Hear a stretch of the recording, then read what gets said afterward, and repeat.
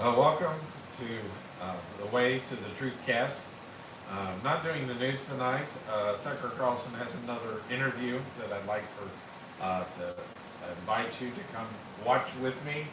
It is Vince Coglianese. I can't pronounce his last name, but I have a feeling again. The last one of these I tried to do. YouTube did not like the content and cut it short. I have a feeling they may do the same thing on this one as well. And so we will see if it does. Then we will just conclude it. But from what I've watched, part of it, and they do have do talk about things that YouTube does not want you to hear. And so with that, I do want to give you that warning that we may be cut short, may not be able to see all of it, but it can be found on tuckercarlson.com. And so you can watch the whole thing there. I am doing that. That's how I'm watching. So here is the interview.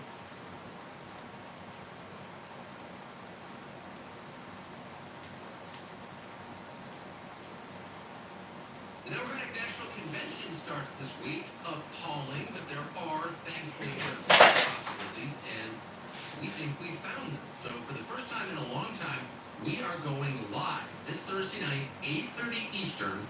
We'll be doing a live stream to react to Kamala Harris's primetime speech. Great. Jason Whitlock will join us in studio. This will be airing on TCN only. We recommend it strongly, so go to tuckercarlson.com. See the whole thing live Thursday night, 8:30. In the meantime, here's our latest episode on the DNC with Itches up the drink, water, popcorn. Sit back and relax. He likes to have long interviews.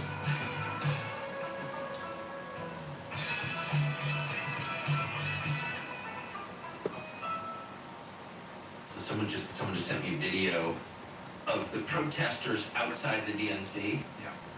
So I guess, almost by definition, even crazier than the people inside the DNC. And the first thing you notice is they're all wearing masks outside. And I don't really mean mental illness is real. They're obviously mentally ill. Yeah. But what's so interesting is I never see that in my life. Do you ever see anybody wearing masks outside? Well, I live near Washington, so yes. Do you actually do now? Yeah, but so there are categories of people, I think, who are just neurotic and who've been misled, especially by the left, and they wear the mask still, up until this very Do you day. know how bad that is for your health? It's awful. It's awful. It's also, That's why I'd rather smoke cigarettes any day. I actually think the cost of socialization is even worse. It's like your health is awful, but like what does that say about you and how isolated you are from the rest of society? Yes. That can't be good for your head. And the truth is, I don't think it's, for like a lot of these people, I don't really think in the end it's really about the health. They maybe soothe themselves by saying that. Right. Fundamentally, it's a political gesture. I'm a part of a club, it's a uniform, it's signaling you're with the left, and they're still doing it to this day. It's like crazy. I think I'm just too out of it. I mean, because I see that and I'm like, okay, especially as a man, you're totally emasculated and pathetic. You have no self-respect at all. You hate yourself, and for good reason. That's the first thing I think. And with contempt, but also pity. Like, I just can't. Like, you actually see people with masks outside. Yeah, unfortunately. And I do think, like, the people that you're talking about outside the convention, that's also a means to commit a crime and get away with it. Well, that's right. That's really, so a lot of states in our country, I don't know if it's all the states, but a lot of them, have anti-masking laws. Of course. On the books. And the concept is that you Going back to the 1920s. shouldn't, like a bandit, like be able to just rob a Right. store with a handkerchief tied around your face.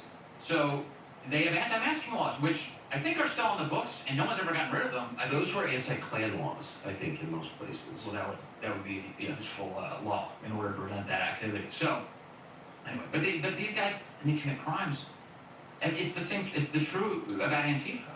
How often did we see a riot committed by Antifa where they destroyed things, where they killed people, where they burned down the 3rd precinct in Minneapolis, Yes. all of the chaos, and they're wearing masks in order to prevent people from knowing who they are so that they can be held accountable.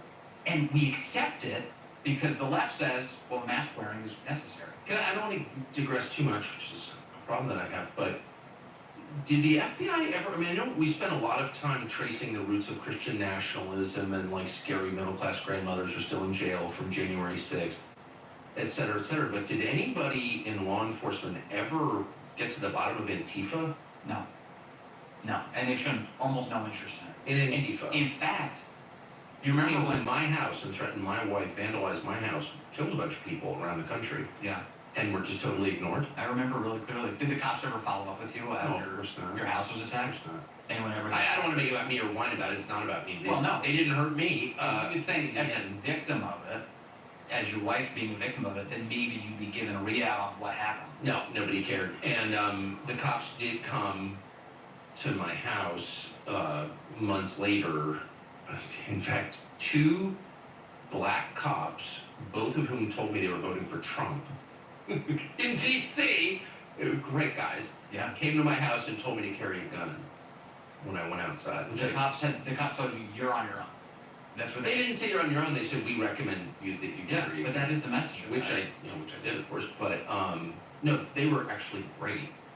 But there was no effort to kind of find out who did this. Right? But it's just interesting. Again, maybe about me, because it's not.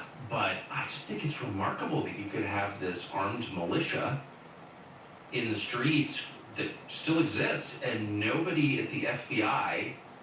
They really are criminals, the people who run the FBI, if I could just say. Chris Wray's a freaking criminal, trying not to use the F word. But they don't get to the bottom of it. Yeah. Well, just ask the crisis pregnancy centers around the country. So all the pro-life pregnancy centers, the ones who actually help mothers, Yes. who actually provide diapers and formula, Of course. and who work with them in the early stages of a Adopt child's children. life. Yeah, adoption. Like angels on earth.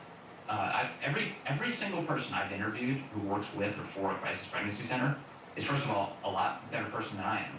Yes. And you can feel the spirituality come off. Yes, of I them. totally the agree. goodness, Yes. the innate goodness come off of them. And all of the crimes against those places, they don't get solved. In fact, they don't even get looked into in any meaningful way. And that includes firebombing, that includes vandalism, smashing windows, attacking these facilities. Meanwhile, if you're singing church hymns outside of an abortion mill, your life will be destroyed. If you're a grandmother singing church hymns outside of an abortion mill, your life will be destroyed. And when Merrick Garland, the Attorney General, was asked about this in Congress, like, hey, crisis pregnancy centers being destroyed, old ladies singing outside of abortion mills, he said, well, he didn't say the old lady, but the old lady, her face is out and it's in daylight, so we can catch her. But the Antifa people, they do it at night. So Speaker Mike Johnson, who's constantly telling me what a great Christian he is, sort of led the effort to refund the FBI and build them a new headquarters, and has done nothing. I mean, the FBI is now a kind of anti-Christian secret police force, and the purportedly Christian Speaker of the House just sort of rubber stamps their funding every year, and nobody does anything about this. I mean, you can feel the frustration in my voice, I think. It's totally despicable, and I hate dwelling on that. I do too. Because what it starts to do is it creeps into your mind that none of it matters. Like you Right. start becoming so fatalist about it. No, You know? so true. It's like I don't care whatever the outcome is. It's all going south. It's totally And right. I don't want to be tempted by that thought. Like I really don't, That's deep. actually. Yes. But it Not that I have any idea what you're talking about, Vince. it drives me so crazy. Which is why, okay, so do you think Trump learned enough lessons from round one in order to do it differently in round two? I can't answer that question. You can't because I you have don't. no idea. I don't want to. You don't want to. You know, you hope so. I mean, I think like a lot of people.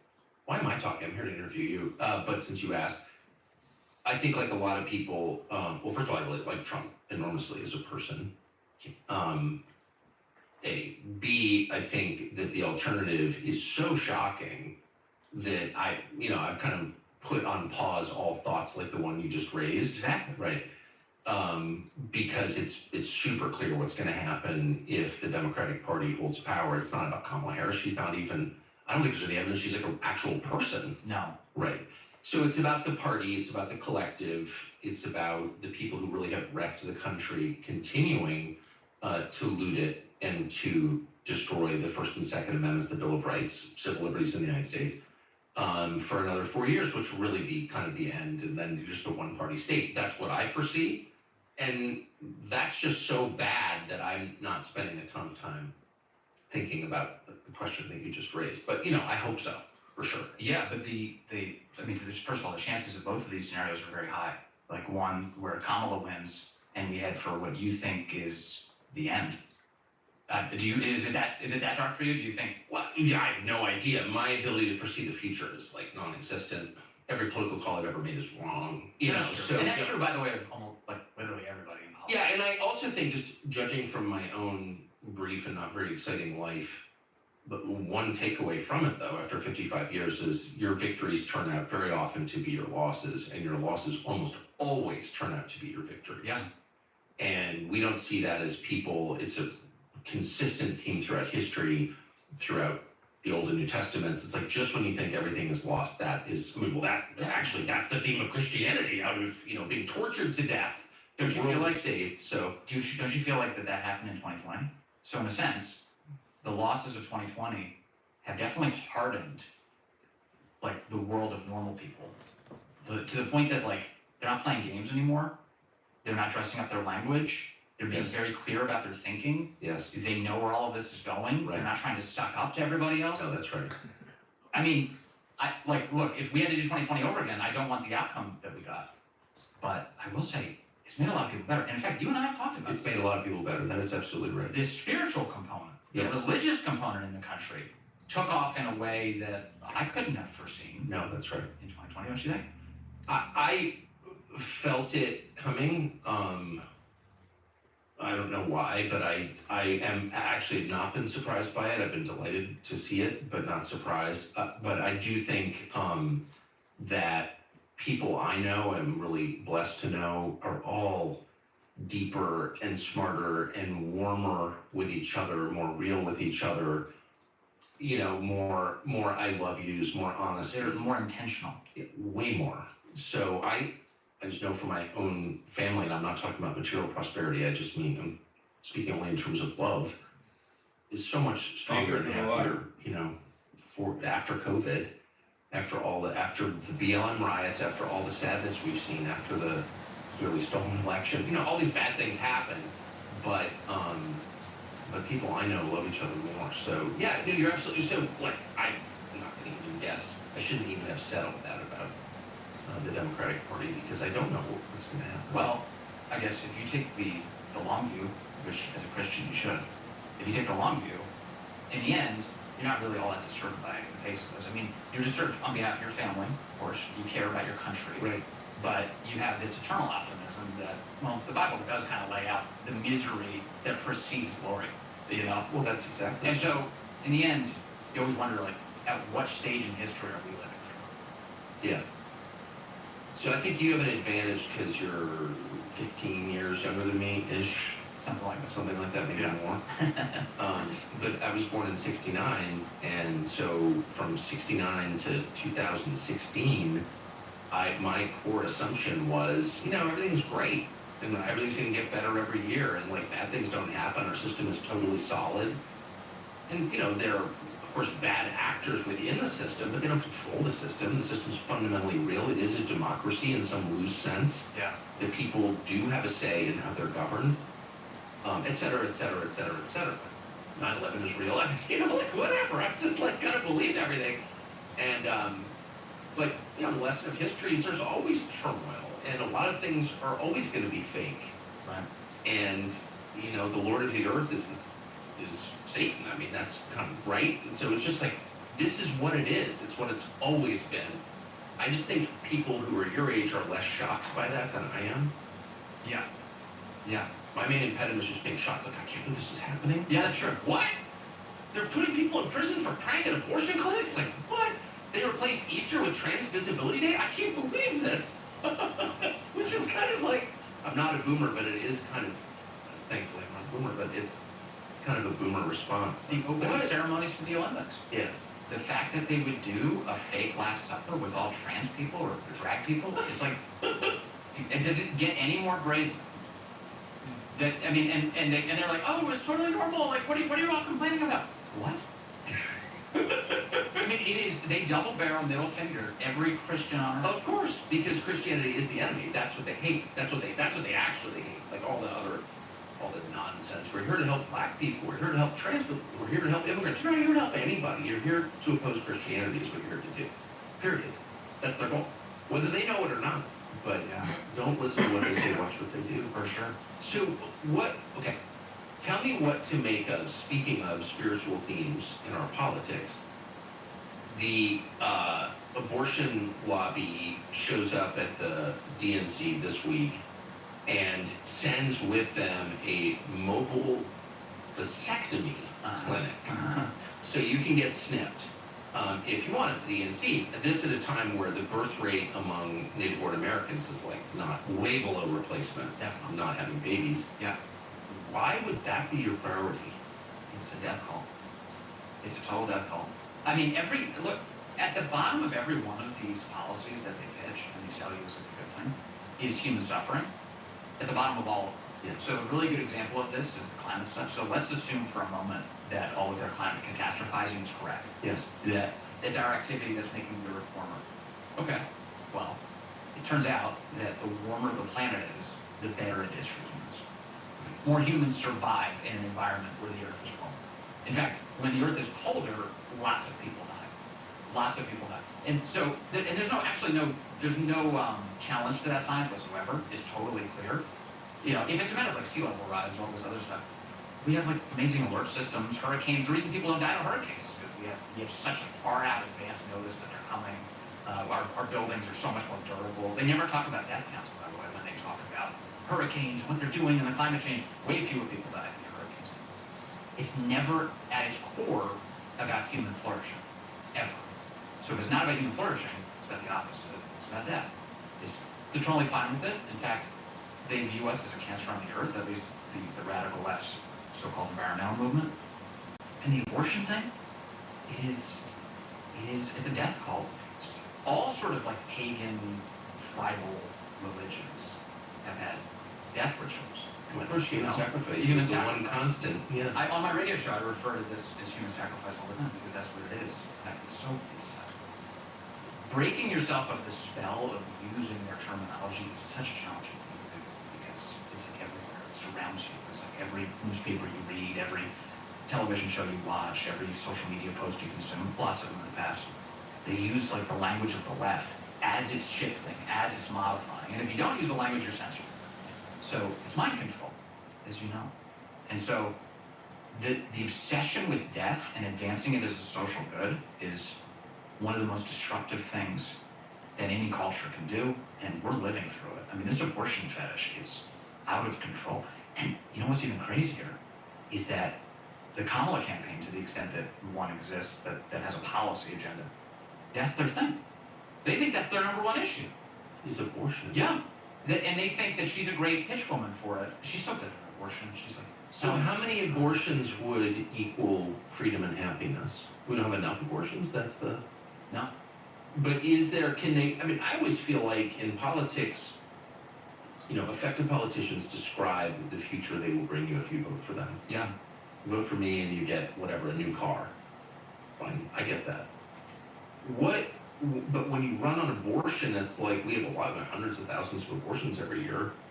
Hundreds and hundreds of thousands of abortions every year. So how many more until we're happy? Actually, it's millions. I mean, some years we've had, I think, in the vicinity of 1 million abortions a year. Which, There you go. for those people who pay attention to immigration, that's about the number of legal immigrants we bring into the country every year. So we're aborting 1 million Americans and then importing 1 million workers each year, give or take. Right. That number changes. And it's super disheartening because it's like, first of all, you're killing off the next generation of the people who have a vested interest in this country, and then you're importing people who don't at all. It's And no tie to its history at all, or to its systems, or to its creed, it's not. I to mean, its culture, to its language. they're not even bothering themselves with that question. It's like a sensible immigration system would actually be predicated on those questions. Right. What can you contribute? How much do you adhere? Are you going to assimilate? Are you going to buy into our culture and creed? Those are the core questions of how you compose a country and allow immigration at the same time. They're eliding those. Who cares? Just bring everybody in. and forget legal. We'll establish an app south of our border. You just, like an Uber, you just sign up to come into the country, and the Biden administration will human traffic you in. Yes. Which is what they're doing at your expense. Isn't that wild? So they always tell you it's the most important election of your lifetime, but of course this one actually is. That's demonstrable, and it's also, because it is so important, being censored at every level by the tech companies. We were thinking about this a couple of months ago, and we thought, why not get on the road live in front of actual people, live audiences, coast to coast, a nationwide tour, where we can't be censored. That'd be good. It would also be fun, so we're doing it. We're going to be on stage with some of our friends, some of the most fascinating people we know, the most recognizable people we know, responding to what is happening in America this September in real time. It'll be just like the podcast, but it's going to be live. So we're excited to announce our friend Larry Elder is coming to join us in Milwaukee, Wisconsin. Our friend John Rich will be there with us in Sunrise, Florida. We're adding more stops. We just added another stadium show in Reading, Pennsylvania. We'll be joined on stage by Alex Jones. They tell you what Alex Jones is like. Have you seen him in person? You should. Make up your own mind. It's going to be fun as hell and interesting and intense, and we hope you will join us. Go to TuckerCarlson.com right now to get your tickets. See you there. And then convincing Americans that having children is like the worst thing that they could ever do. Yeah. Who would get a vasectomy at the DNC? That component of this is the part that makes me think that Turning Point is paying for it or something. Like somebody set up, like a right-wing group set up a vasectomy machine outside of the DNC is pretty funny. But I don't know, I mean, the left has been obsessed with abortion for years. And birth control. It hasn't diminished the number of people who buy into the storyline. It's just so interesting. I mean, I've been pro-life, since my 20s anyway. When I had kids and really thought about it. Yeah. Even before then. But I never really connected that to birth control. I mean, I'm Protestant. I never had any problem with birth control, practice birth control. But I'm not really sure to think of it now, but I know what I think of people who are obsessed with preventing conception and childbirth. Yeah. Like, what is that? Why the obsession? Yeah, they're obsessed with it, and then they pretend that there's like no moral qualms about it. Well, they're obsessed with it, and they pretend that everyone else is like, you're obsessed with controlling women's bodies. No, I appreciate women's bodies. I don't really want to control anybody. It's stupid, but that's misdirection. Of course.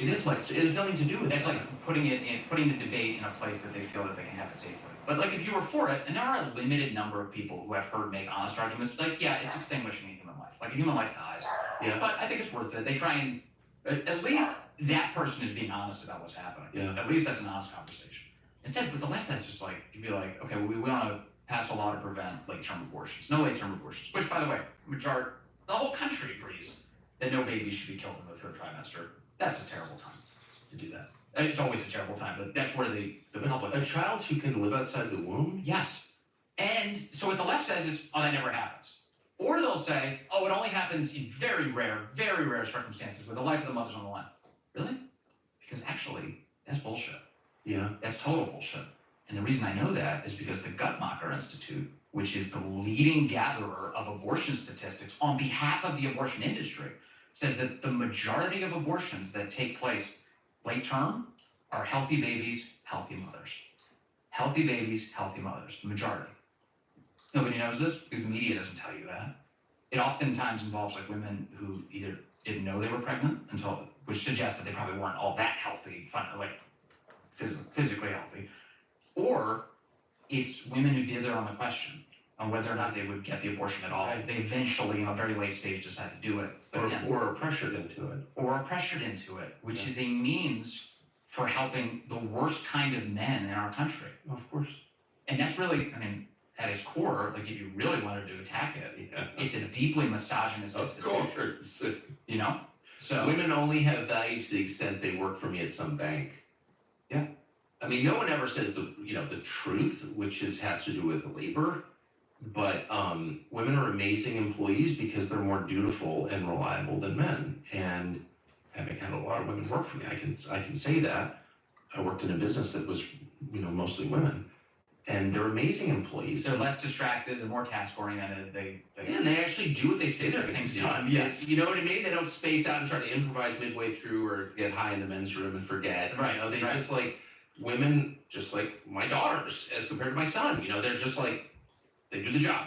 And so it's great to have women work for you, and they're nice too, especially if you're a man. They're like, you just get along with them. Yeah. It's great. And I love working with women. But there's a temptation, like if you were soulless, to want to encourage them, like not to have kids, because they get in that kids are a higher priority than your whatever stupid job you're offering now. Yeah. Do you know what I mean? 100%. And so the labor market pushes this shit, this anti-fertility stuff on women, tells them it's liberation, and I'm sorry to say this, but a lot of them like don't think it through, and they're like, yeah, it's liberation. It's sad, and that's how you wind up with this. Yeah.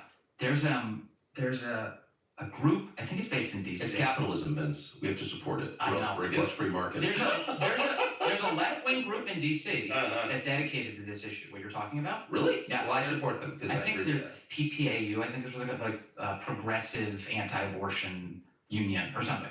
And it at its core is exactly the argument you're making, which is like, why are we telling women to be wage slaves? Right. Like, why are we telling them that their most important purpose is corporate America? To work in a bank. All the way through their ability. You were born to work in a bank. Like, literally, like imagine if you had a window of time where you could perform magic in your life. It literally, and the magic could only be performed during this like 20-year window of time.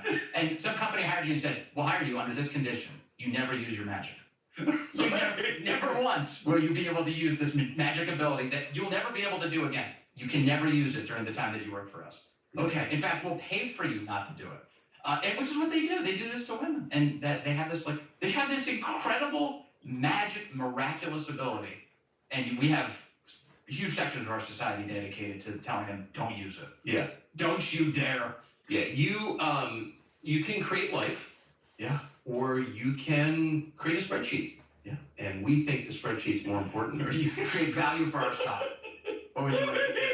It's so unbelievable. And what's interesting is I'm sorry, I keep attacking Republicans. I plan to vote for them, just to be clear. Don't have an option. But the number of Republicans who sort of leaders, I'm talking about, not the voters, by and large, but their leaders like totally buy into that. And they're like, I wish these, pro-family, anti-abortion people, Christians, would just shut up. Just shut up. Like, how does that help private equity or war against Iran? No. Do you know what I mean? Like, they totally agree with the left on these issues.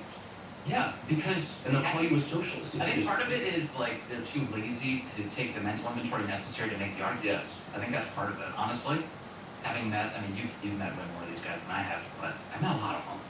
Oh, they're so disgusting. And if it's not an issue that's like in the headlines right now, there's not a lot of deep thoughts on the subject. No. There's not a lot of like existential thought thinking going on. Yeah.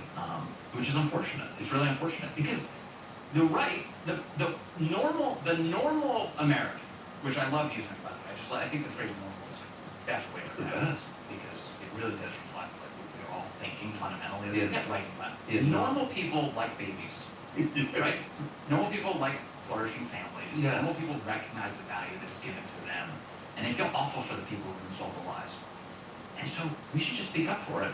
And you should, if you're a conservative politician, a Republican politician, and you don't have a good argument against the death cult, one, you shouldn't be a politician. You should get out of the game entirely. Yeah. Two, at least like sit down. Maybe you have a wife. Sit down with her and talk about it. And like come up with some clear answers. And then fight for what's right. And then fight to create a world where people don't feel like they need to kill a baby in order to thrive. You know? I would like to see, maybe I'm getting less, I don't know, laissez-faire as I get older, but if you see the energy that went in to destroying the lives of all those middle-aged, diabetic, lower middle class white Americans who went to defend the Constitution on January 6th, like really we harnessed the entire machine to crush them. Yes. As long as that machine exists, why not turn it on any company that encourages its female employees to, quote, freeze their eggs? There's something about that. Like any company that encourages women to work themselves to death in pursuit of some totally pointless goal like private equity or banking, and then tells them, but we'll pay for you to freeze your eggs. Why don't we stick the FBI on them? Yeah. As long as we're sick of the FBI and people. I don't know. I mean, it's like, Sorry, I know I'm not supposed to say that, but I think that, like, those are, like, that's evil. That's totally evil. it is, I mean, Give up the one thing that really matters that will bring you joy in your age in exchange for some shitty job at Citibank. Oh, the January 6th thing is like, is the perfect understanding, perfect template for understanding all of this. Because remember in the wake of January 6th, that Washington Post article about how they were all in debt? oh, It was like, I never will forget. It It was was the like- last piece of journalism that paper committed. it was like 3 or 4 days. It was very close to January 6th. They did like a basic piece of journalism, like, who are the people in the crowd? Yes. And the answer to that question was that they were all in deep financial distress. Yes. Most of them, not all of them, I guess, but a lot of them. They had bankruptcies and massive amounts of debt, and were had a lot of financial difficulty. And that was the last time I think that paper treated them as humans. But at its core, what that story tells you is that they don't have the financial means to fight back. If you have the full weight of the federal government against you with the bottomless pit of resources, they can print their own money. There's no chance you, who have declared bankruptcy, are going to survive in the face of that. No matter how decent you were, no matter how few laws that you actually broke or whatever, it doesn't matter. You're going to be destroyed. But if you're Purdue Pharma, you're going to get a If you to litigation, if you make opioids that kill people. Well, of course. And The Sacklers are still billionaires. and then lie to them about that. Or, if you're, heck, even Khalid Sheikh Mohammed was headed towards a settlement until, there was a national uproar about it. And that guy, the 9/11 mastermind, how many years out are we from that? And we have January 6th grandmas who are serving years in prison. The guy who you interviewed, Jacob Chansley, years. The sentences that these people have been given. Lives destroyed. Khalid Sheikh Mohammed still haven't resolved that. The 9/11 attacks. It's crazy. Have we, so we got Kevin McCarthy, the former kind of mediocre speaker who is now much missed by me, to give up some of the 9/11 footage. Before I got fired. But the January 6th, Rather, the January 6th. I said 9/11. yeah. I was like, wow, that's a story. Tell me. Yeah, that is the story. Why are there any 9/11 documents still classified? What is that? Why are there any JFK documents? Well, you know why. Yeah. To protect people who lied about those events. But anyway, back to January 6th. Sorry. Why are we going to have to wait, 61 years to see the rest of the January 6th footage? It's been almost 4 years. Yeah. So why is the Republican speaker continuing to hold all of this footage? Why not make it all public? Sometimes I think that they get so obsessed with controlling the storylines. Mm-hmm. They're not even good at it, though. No. But it's like, well, we can't let that become the story because that could be a cost to us. I don't know. What is the evidence that you're great at this? What evidence should exist that demonstrates that you are the person that we should rely on to set the timeline for when the public finds out this stuff? It's idiotic. And, I happen to believe that telling the truth is the most important thing. Because the more you do that, so long as you actually believe in our system as a place where the voters get to say, Yeah. they have to have that in order to make those decisions. Of course. That's it. That's the whole ballgame. You can't have democracy with censorship, period. But can I know you don't want me to ask you too many questions, but let me ask you one, at least. The fact that they replaced Biden Yeah. made me a little bit hopeful that the election isn't quite as rigged as you might expect. In other words, they were so concerned that the voters really would have their say with Biden in office that they replaced him. They said, we can't, this is too much. And I've talked about this with friends on the right, and some of them are under the opinion that, oh no, it was too obvious. So if they're going to rig the election, it'd be too obvious because nobody likes Biden, and they don't want to give away entirely that it was rigged. That's kind of the way that they explain this away. I think that's wrong. Because the left is completely brazen about their lives. I don't think they would pause for a moment to be like, oh no, the public thinks it's rigged because Biden got reelected. Yes. I actually think that, at least at this moment, that voters, kind of like the way Trump is saying, if they can make it too big to rig, they really do have a say right now, which is why the info war continues, like the battle, as Alex Jones says. But the battle over the voters' minds is still so intense. It suggests to me very strongly that the election system really does work, at least to an extent. But I think that's true in any system. I mean, what's so striking to me is how, just just having traveled a lot and looked at a lot of different systems around the world, is there really are no purely totalitarian countries or systems, and never have been. I mean, Stalin, who was about as close to an absolute dictator, Mao, same, as the world has ever seen. Both of those regimes spent a huge amount of time and money on propaganda, even though they had absolute power. They could kill anyone they wanted. Mm-hmm. So you really do end up ruling by consent, whether you want to or not, whether it's manufactured consent or legitimate consent, but you have to control people's brains. You can't just rule indefinitely at the point of a gun. So, I think you make a good point. I want the people in charge to at least try to convince me. Yeah. Because that shows respect. Yeah. I'm not sure what is going on, to be honest with you. I mean, I haven't done hallucinogens in 35 years, but I'm getting that kind of weird dream sequence feeling about American politics right now. Yes. I'm not quite sure what the hell is this. Well, you had Ben Carson on recently. Yeah. And he said something The wonderful stuck with me. I love Ben Carson. Yeah. He's a great human being. And Great. he's the perfect case study in the way that the media will destroy you as soon as you turn against their interests. Yes. Because Ben Carson was a celebrated I know. neurosurgeon, pediatric neurosurgeon, up until the moment, and to the point that it was in childhood curriculums to learn about Ben Carson's life in schools, and you read his book, Gifted Hands, and learn all about him. They later made a famous Hollywood movie about his life. And the second he ran for politics, they cast him as a moron. He's an idiot. He's an idiot. He's so stupid. He messed up brain surgeries all the time. Right? You started seeing all these stories come out, and he was heralded by places like the New York Times, and then of course, and then after that, eviscerated the second he declared interest in Republican politics, and the second especially that he spoke up on behalf of life. That was so on the God frequency, though, as you know. And, I know you know him. He's like, it doesn't bother him. Doesn't He's bother got such him. a great attitude. I love it. It's infectious. So he said to you that this switcheroo that they just pulled off is a test of the media's ability to rig the election. That's right. Nicely put. And I love that. I love that because it's true. Yes. And we're witnessing it right now. So my thought process is, and I wonder about you too, is that at what point does the media's ego get in the way of their partisan priorities? In other words, Kamala's refusing to do interviews. And right now their partisan priorities are to get her elected. But you and I both know these people in the press.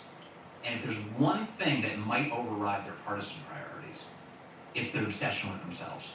To the point that this drumbeat of why isn't she doing an interview? Why isn't she sitting down with CNN? Why isn't she sitting down with ABC?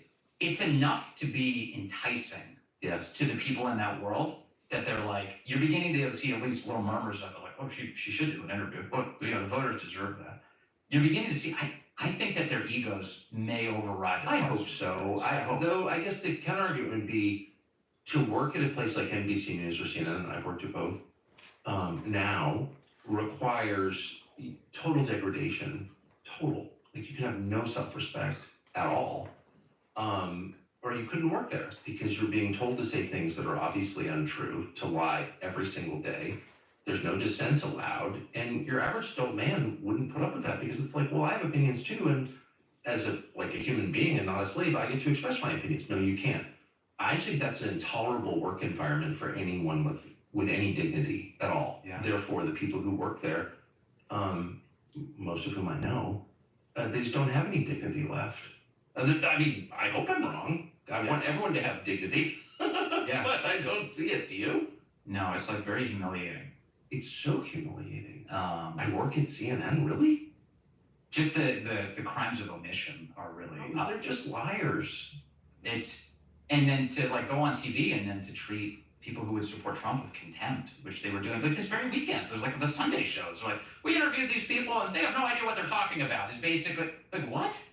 I know. And you do living this absurdly pampered life, completely away from all of the problems that these people have, very real problems. I saw Don Lemon is running around right now. He's doing man on the street interviews. That's his latest iteration. For whom? For Don Lemon. This is DL on his microphone. For his own. On his microphone. I haven't talked to Don in a while. I had high hopes for Don, but he learned nothing. I know you did. I know you did. Sad. Because you're good about that. But when he was talking to these, We got fired the same day. Yeah, I know. I called him right away. But yeah, I call everyone when they're fired. Period.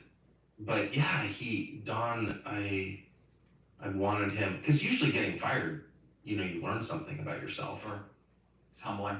It's so important to be fired regularly, I would say, especially if you're arrogant like I am. So I've really enjoyed getting fired, and I thought this will be totally good for Don, it'll be totally good for me, which it was. But Don didn't seem to even pause. No, and the giveaway was his interview with Elon Musk. It was a total disaster because he refused to take any inventory of his priors. It was entirely a political, partisan talking points exercise. It was really embarrassing, actually, because if Don Lemon, I want to get back to his man on the street thing in a minute, but Don Lemon, a decade ago, was willing to say things on television that his network didn't agree with. Yes. And there's this famous Morgan Freeman interview he did, where the two of them were sitting around talking about how obsessing over race actually exacerbates racial division in the country. That's and for we sure. should stop doing that. That's what the two of them sitting there agreeing on that subject. I was like, what happened to that guy? He just sold out, I guess. From afar, I don't know him. But how can you get fired if you're Don Lemon and you get, you hired at CNN, you're gay, you're black, you obviously can never be fired, obviously, because you can't fire someone in those categories. Ask anyone who runs a business, you can't, you're afraid to. And they fired you anyway, then at least part of you has to think, how did I get fired? What did I do wrong? I must have played some role in this. They suck, okay, that's fine, I hate my bosses, they humiliate me, I'm mad at them, I get it, I've certainly been there. But come on, it's like a marriage. If it blows up, each side has some culpability. What's mine? What did I do wrong? That's true. I don't think he even. I had a long conversation with him on the phone. I should have said, Don, you've got good. I think Don has good qualities, great qualities for TV, actually. And I told him that. But you should just really pause and ask yourself, yes, CNN sucks. I can confirm that as a former employee. But you kind of suck too. So that's what fired people have to ask themselves. But he never did. Well, the underlying question at least for me, watching from the outside, was, okay, so now he's free. He doesn't have anybody telling him what he has to say. No, so great. The script is gone, and there's no advertisers for you to. In fact, you can build your own. You have that whole world, and he stuck to the script. I was like, oh, so I guess he truly believes this nonsense. And that gets to this man on the street. He's talking to people all across the country. He's going to different places or beach communities that he's staying in. And he just happens to put a microphone in people's faces. I'm not sure, but he's talking to people and he's asking them who you're supporting. And he's getting a lot of people saying Trump, I'm voting for Trump, and a lot of black people responding, I'm voting for Trump. And in one, he confronts the guy who says, I was better off financially under Trump. And he says, that's not true. That's not true. No, you were happier. He's like, Trump wasn't president. He's like, fact check false. Fact check false. Did he actually? He didn't say the word fact check false, but he virtually did. He was like, no, things are much better now, economically. And you're like, what world is he living in? And I guess in some sense, it's definitely, I guess he buys into the facade. If he truly believes it, he buys into the facade, because all this conversation about the economy, it's skin deep. It's so crazy. No, but can I just ask, even economic analysis aside, the arrogance required to look into someone's face and disagree with his own assessment of his financials? No, actually, we've never met before. But what you just told me about your life is not true. It can't be true. It's shut up and listen. Just listen to people for a second. First of all, it's kind of fun. Second, you learn a lot. But how arrogant would you have to be not to listen? Just ask a few questions and then bounce your own assumptions off them and see what they say. Vince, I know you told me that you were diagnosed with cancer recently, but you don't have cancer. Yeah. We've never met, I'm not a physician. But I just want to say you don't have cancer. Yeah. Silly man. That's right. That'd be true if I met Cori Bush, right? She has healing hands. Do you already know that story? No! What? Wait, stop. Cori Bush has healing hands? Cori Bush is convinced that she has the ability to heal illnesses with her hands. Okay. She just placed her hands on you and you're healed. She said, I believe that exists. But Cori Bush specifically has this power, and she's been holding out on us, I think. Because This is Cori Bush, the congresswoman. The congresswoman just got beaten in the primaries. there's a lot of illness all across the country. Why is she wasting her time not healing it? Yeah, what is she doing in a committee meeting? She could be fixing pancreatic. I mean, I thought Biden's whole thing was like curing cancer, moonshot initiative. Hello, we got Cory Bush. Yeah, hello, cancer rates skyrocketed under Biden. Quite incredible. Yeah, amazing. Wow. So Donna's doing, sorry, just to close out the Don Lemon conversation, he was highly annoyed he told me that I called him Don Lemon. I thought it was hilarious, and by the way, I said it with affection. Huh? Mr. Lemon is here. Yeah. It was reminding me of Ricardo Montalban in Fantasy Island. Welcome to Fantasy Island. It is a better pronunciation. I just always pictured him like an ascot. Like, roll with it. Like, be who you are. You know what I mean? He had a kind of suave bolo vibe to him that I found hilarious and kind of charming. And just be that guy. Don't give me a lecture about journalism. You have no idea what it is. You've never practiced it. Just like be your kind of 70s self. You know what I mean? Yeah. Whatever. But who's he working for now? I have no idea. I don't know how much money he's generating or what, but I guess it's kind of funny because he's like complaining about his relationship with Elon Musk, and he thought he had some arrangement. I don't even know what that means, but he's still producing content and posting it to X. So, whatever. My feeling was, and again, I haven't called him, should, is that he was kind of running out of options. Again, if you're Don Lemon and you get fired from CNN, like, how hard would that be? I mean, how many times did the HR department say when he was hassling female employees, for example, I can't fire this guy. I'm sorry. Like, it had to be pretty bad. Yeah, to get that far. I think so. Yeah. Yeah. Yeah, it's pretty amazing. So what Biden's talking tonight at the DNC, what's he gonna say? I know what he's not going to say, which is he's not going to hold everything that happened to him against his own party. He's not going to take it out on them. He is suffering the latest indignity to his presidency, which is the sitting president of the United States is speaking on night one of the Democrat convention. That's as humiliating as it gets. You're so right. It's the lowest billing place they can put him. They want to get it done and over with so people don't think about him for the rest of the week. It's the whole thing. And, they're dressing it up as, it's a theme. We have him first, and then Obama second, and then Clinton third, and then Kamala finishes things off. This is what they want to leave you with. But realistically, you understand the tactics here. It's like they want to bury this. They know they've got to feature him, but they want to bury it on that. If the DNC was a fancy restaurant, Biden would be seated right next to the men's room. For sure. That is not a fashionable table. He's in the last row in coach. No, totally. Really upset that there's a line for the bathroom next to him. He's in a middle seat. Yeah, that's. No, it's such a good point. He deserves it and so much more, and he'll get what he deserves. But it does seem like a prerequisite for party membership is being willing to set aside your own interests, your own self-respect, your own dignity on behalf of the collective. Yeah. I mean, how bitter do you think he is about this in real life? I don't know. I don't know to what extent he's capable of complex emotions or thoughts like that at this stage, because he's impaired. But I know pretty certainly that his wife and his son and his daughter, feel the sting. I'm happy to know. Yeah. Guy's president. He is still president, right? But then Obama stabbed him in the back and in the front, and Nancy Pelosi stabbed him. They all did. They swooped in and they took him out.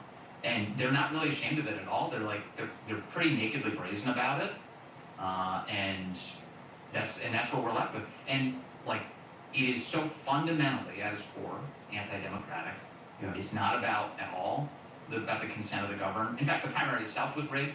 I mean, Biden should have never even been on their primary ballot. The voters, 14 million, which is not that many people, but 14 million people registered this us on the subject. And they said, well, with Biden, but again, it was rigged. They kept everybody else off the ballot. They wanted to keep RFK away from it, and Dean Phillips, and anybody who would possibly even deter from Biden gathering. My pal Jill Stein. Yeah, Jill Stein. All of them. But can I just ask about the nature of the Democratic Party? I don't vote Democrat because I don't agree with them on most things. Well, now I don't agree with them on anything. But really, I don't vote Democrat because I don't understand the requirements for membership. You've got a couple of brothers, parents, wife.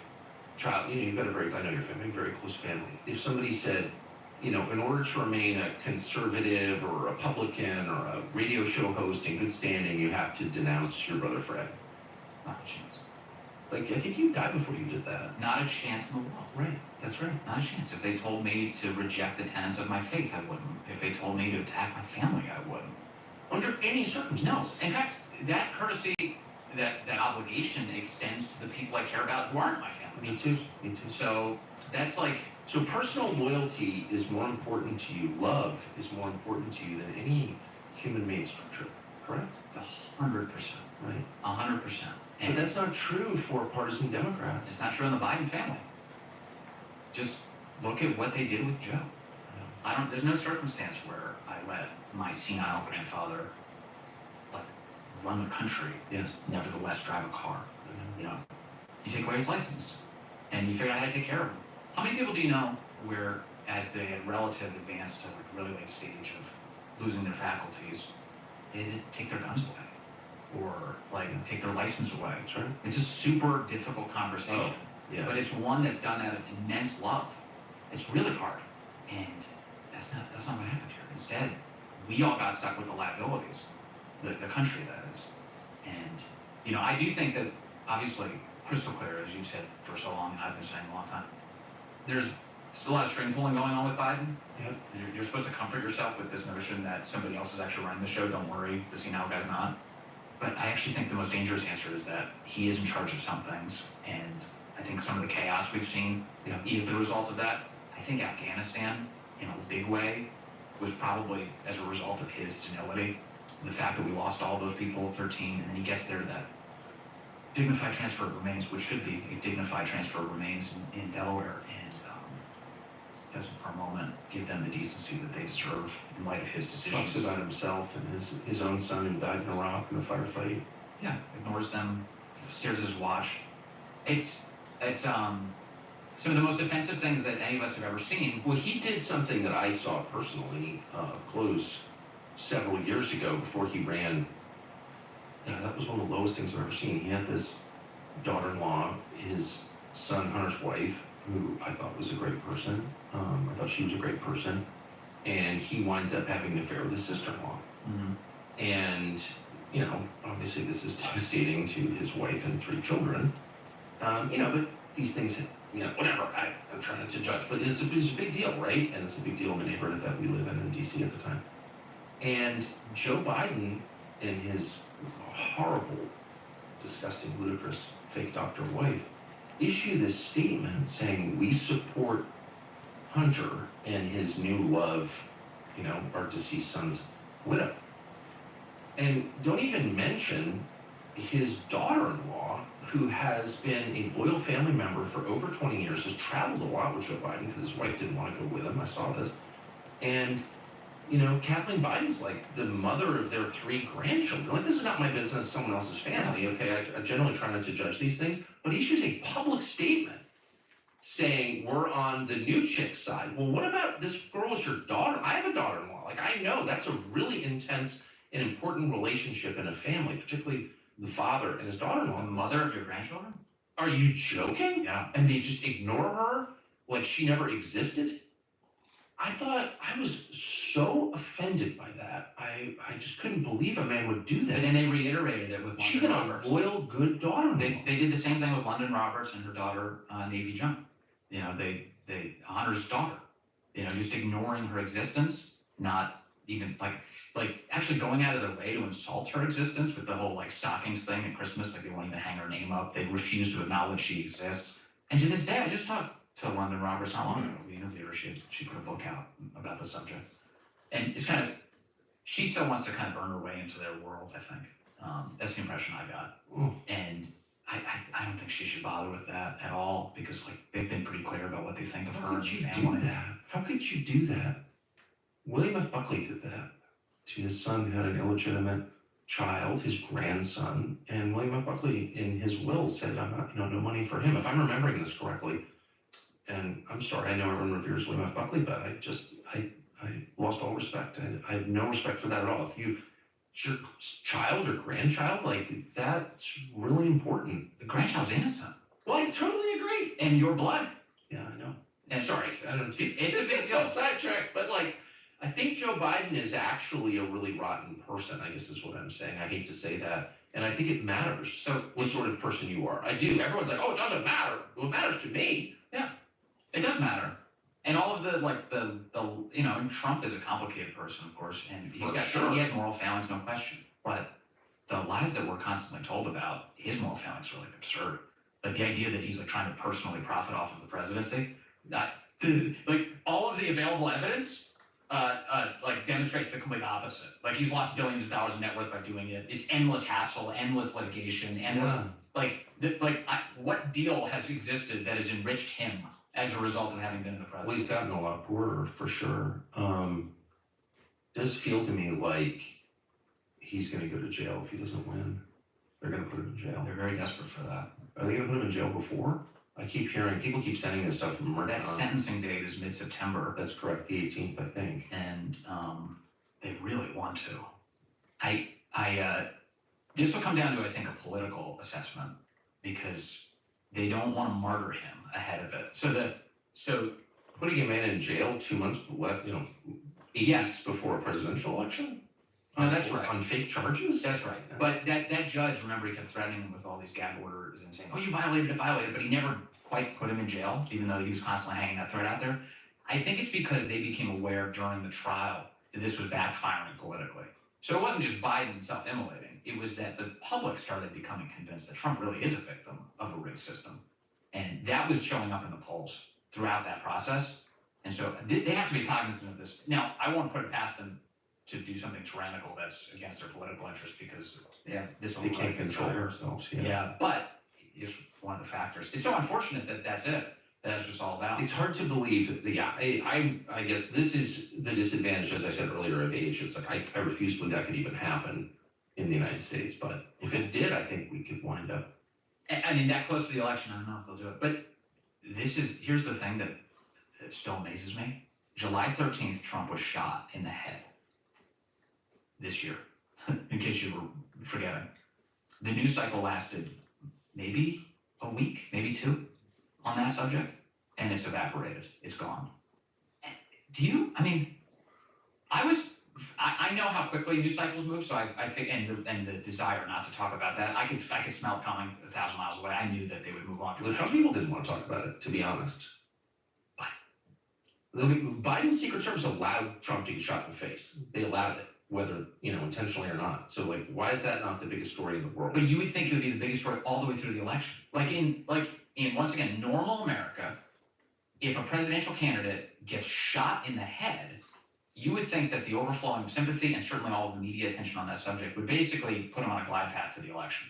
That for the remainder of the election, which is not that much time left, that we be litigating all of this. How did this happen? How do we prevent it from happening? Why did somebody shoot Trump? The underlying motivations. Have you noticed there's no conversation about that anymore? The motive question disappeared in 5 seconds. It was like the Vegas shooter. It disappeared. Well, he was just your average 20-year-old with no social media profile whatsoever, no motive at all. No one helped him do it. And, there was no real security failure at all. You just couldn't put an agent on a roof with a pitch that steep. It's pretty conventional stuff. 140 yards from the stage. Yeah. But you saw the Biden administration allow an assassination attempt, a shooting.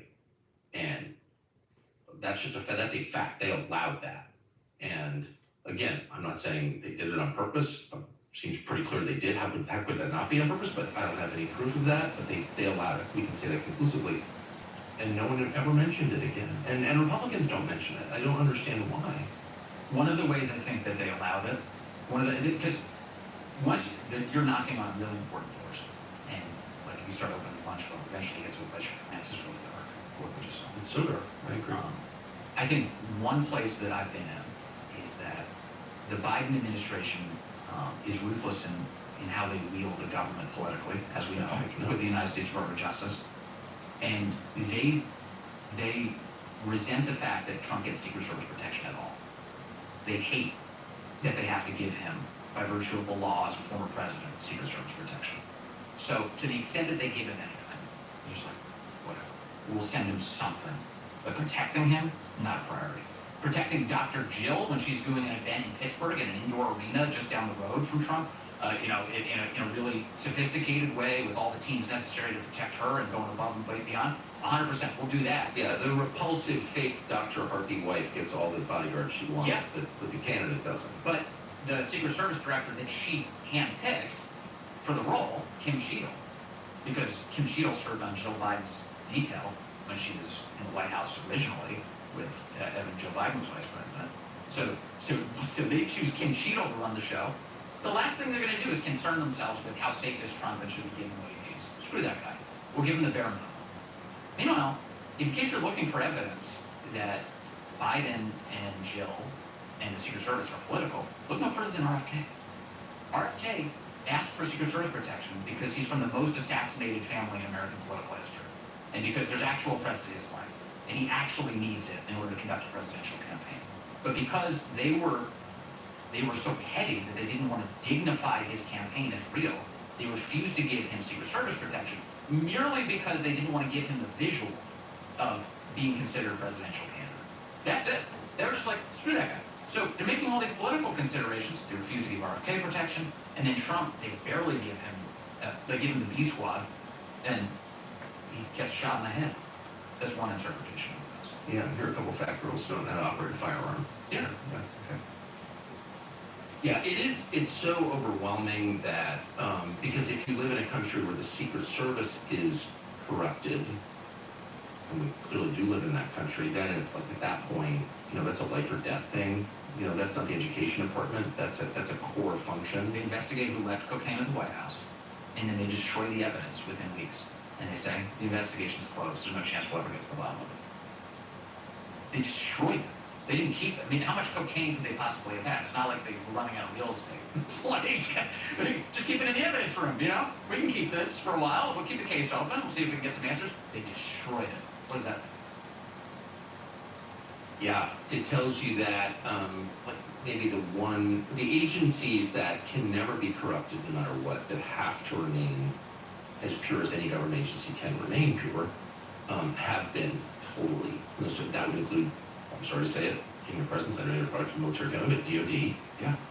FBI, and Secret Service, of course, CIA and DIA, And and they're working really hard to do it to the Supreme Court now. They're working very hard to corrupt that institution because it's not serving their power interests. At least not to the extent that they want it to. And so that needs to be corrupted too. It's a virus, and it just keeps on spreading. It just keeps spreading. And now they're using Kamala as the vehicle for all of this. And she is so dumb. She's shockingly dumb. is she? You can tell, can't you tell? Well, she seems, Well, she's dumb she's socially dumb. She doesn't know how to communicate with people. Yes. Like human beings are alien to her, yes. and she really doesn't have time for them.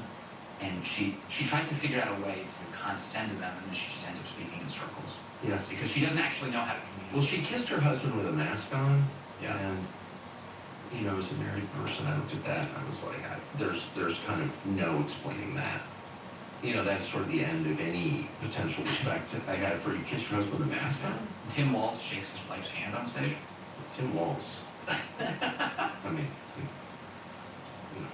yeah. Come on now. Walz out for Kamala. No. Yeah. I mean, Tim Walz. I'm sorry. It's so funny to live in a society where you have to deny obvious things. I look at Tim Walz and I'm like, oh, I know exactly who you are. Instantly. I went to boarding school. I know who Tim Walz is. Big time.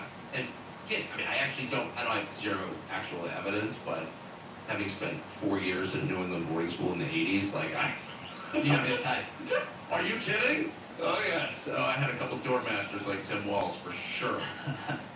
Well, he did start- show up in your room late night drunk to talk about stuff. Yeah. He's absurd. He's a cartoon character. So He is. a tyrannical cartoon character. Well, of course. So he did start the gay club at his high Oh, school. I'm very aware of that. Started Yes. what's the Gay Straight Alliance. The Gay Straight Alliance. Yeah. Totally normal. He was Totally normal. He was just sick of bullying. He just couldn't handle the bullying. He was just pretty sure. It's just so That's funny for a guy who shot his own residents with paintballs for standing on their porch. Uh-huh.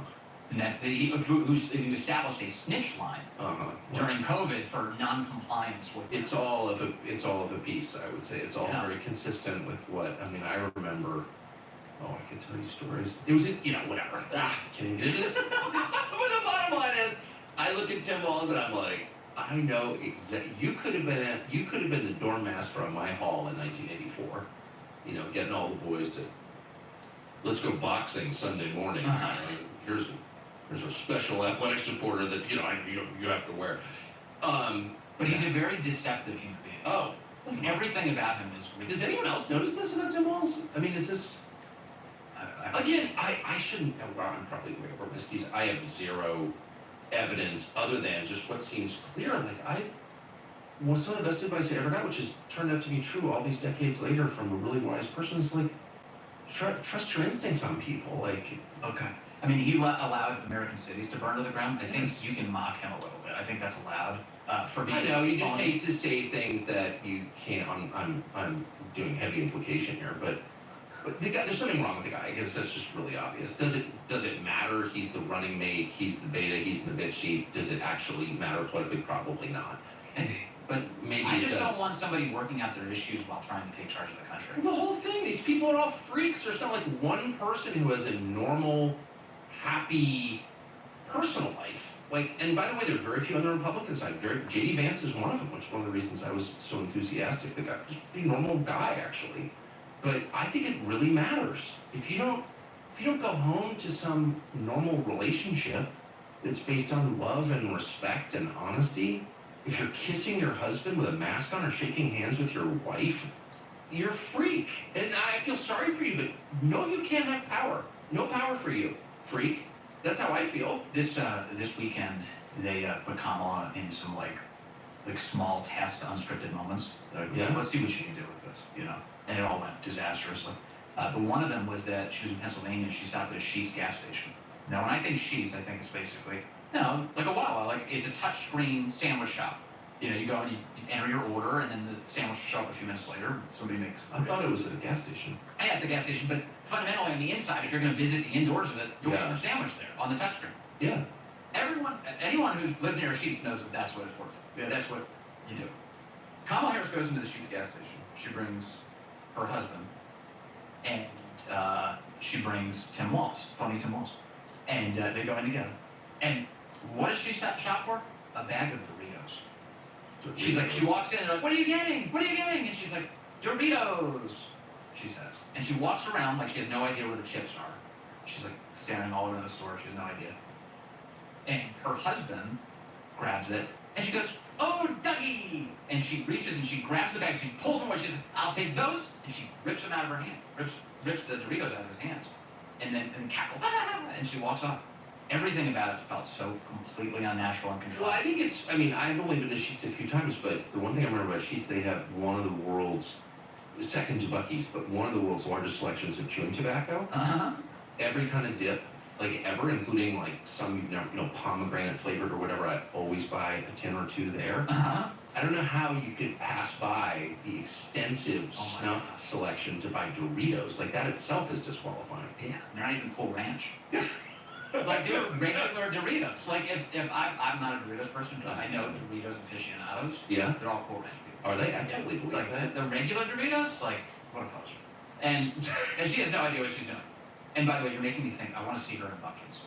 I want to see the Kamala Harris Buc-ee's fusion experience. I doubt there are many people in Buc-ee's. Buc-ee's is a truck stop in Texas. I think it's moved to 4 It's all now. over the place now. Right. And they have more gas station bays than any other convention. And the cleanest bathrooms, most famously a candy selection. I was in there late. They You don't can buy allow artwork trucks. in the bathrooms. For real? Yeah, the walls of leading into all the bathrooms, they have artwork on the wall with prices. So when you're in the bathroom, you can choose art and buy it off the wall. Wow. It's pretty cool. Yeah, it's a cool place. They make beef jerky and all the fudge you could possibly eat and all the barbecue you could possibly have. About it. I was in a Buc-ee's. We were doing a book tour in like 2018 maybe. I was on the road. Emily Lynn was sitting right there, and I had the driver pull over into Buc-ee's like 3 a.m. We're driving from like Dallas to Houston. Yeah. And no one had been to Buc-ee's, and I was like, Buc-ee's is the greatest because I always buy all the weird chewing tobacco there. So we're wandering through Buc-ee's, and I get to the candy area. I love candy. Yeah. And they have like old fashioned candy. They got like I was walls. going, and they had like a thing like malted milk balls. Yeah. And it was like $4 for 4 pounds. And I'm getting this thing, and Emily comes up and takes my arm. She's like, I think that's enough. thank God you're here. No, you do need. That's true. You do need a woman in your body. You do. You impose totally restraint do. upon you. Totally do. My wife was the kind of rushing me out. I'm like, but wait a minute. There's like, and you can buy like housewares there. It's like, 100%. so now we get distracted. Mesquite barbecue, charcoal. I mean, it's just. And I had my dog in the car with me. We were traveling, and we just this past week or so, and we were gonna, when you have a dog in the car, you put a water bowl usually like outside the vehicle, like on the ground, and let the dog drink. And I didn't need to because Buc-ee's had a water fountain for dogs. Like they had a regular water fountain, and right on the ground they had a little unit for dogs, so you could just get the water fountain going, and the dog can drink right from there. I was like, cool. So that's that. Okay, Buc-ee's is the kind of capitalism we were promised. Yeah. And BlackRock is the kind that we got. Right. And I feel let's get more Buc-ee's, less BlackRock. Yeah. Right. Yeah. Someplace that you enjoy going, that doesn't sap your soul when you're there. That is interested in what you want, is trying to serve you in some way. Yeah. Is not like buying every house on your street and turning them into rentals, or Right. like really wrecking your life. Well, they have a Chick-fil-A style enthusiasm. Yes. So when you walk in, they say hello, and they like. But wasn't that the whole point of market capitalism? It was going to serve what people wanted. It was going to respond to the needs and desires of the population. Yeah. Not redefine them. And actually, what you don't want grandchildren. You want a trans kid. Yeah. I don't know how we got there. You don't want that, Vince. What you want is density in your neighborhood. You want public housing on your street. You want that. And if you don't want that, you're a racist. Right. Right. Like that's actually what we got. Yeah. Yeah. We got gay race communism, but it was supposed to be Buc-ee's with like super clean bathrooms and dog water fountains and like massive malted milk ball supplies and like every kind of dip. Not just, Skoal and Copenhagen, but like getting into the serious esoteric chewing That's tobacco. right. Chewing tobacco for every man. Yeah, with Yeah. no lecturing about it either. No, not at all. Yeah, I'd like the kiwi fruit. Yeah. Oh, okay, coming right up, sir. That's awesome. That is awesome. And no judgment. I mean, yeah, I don't know. I mean, you talk about this a lot, but I just spent the last almost 2 weeks driving through most of East Coast America. I was all the way up from Maine to Florida, back and forth. Did you really? Yeah. And What did you think? I felt sadness for a lot of what I saw. I love the country, so I found so much of it to be beautiful. And you grew up, your dad was a Marine Corps I grew up officer, you on grew up most of it. everywhere. Yeah, most of the East Coast. Hawaii was our one detour away from that. But almost the East Coast my entire life. And the country is beautiful. I love driving through it. I love seeing how much, there's so much land. And there's so much to drive through. And really neat and cool people. But then, like, you see so many communities where things are, like, completely falling apart. Completely. And, like, What were the signs of that? like all of the elements get through your home. The roofs are falling apart. The water clearly must pour in every time it rains. Seriously. Yeah.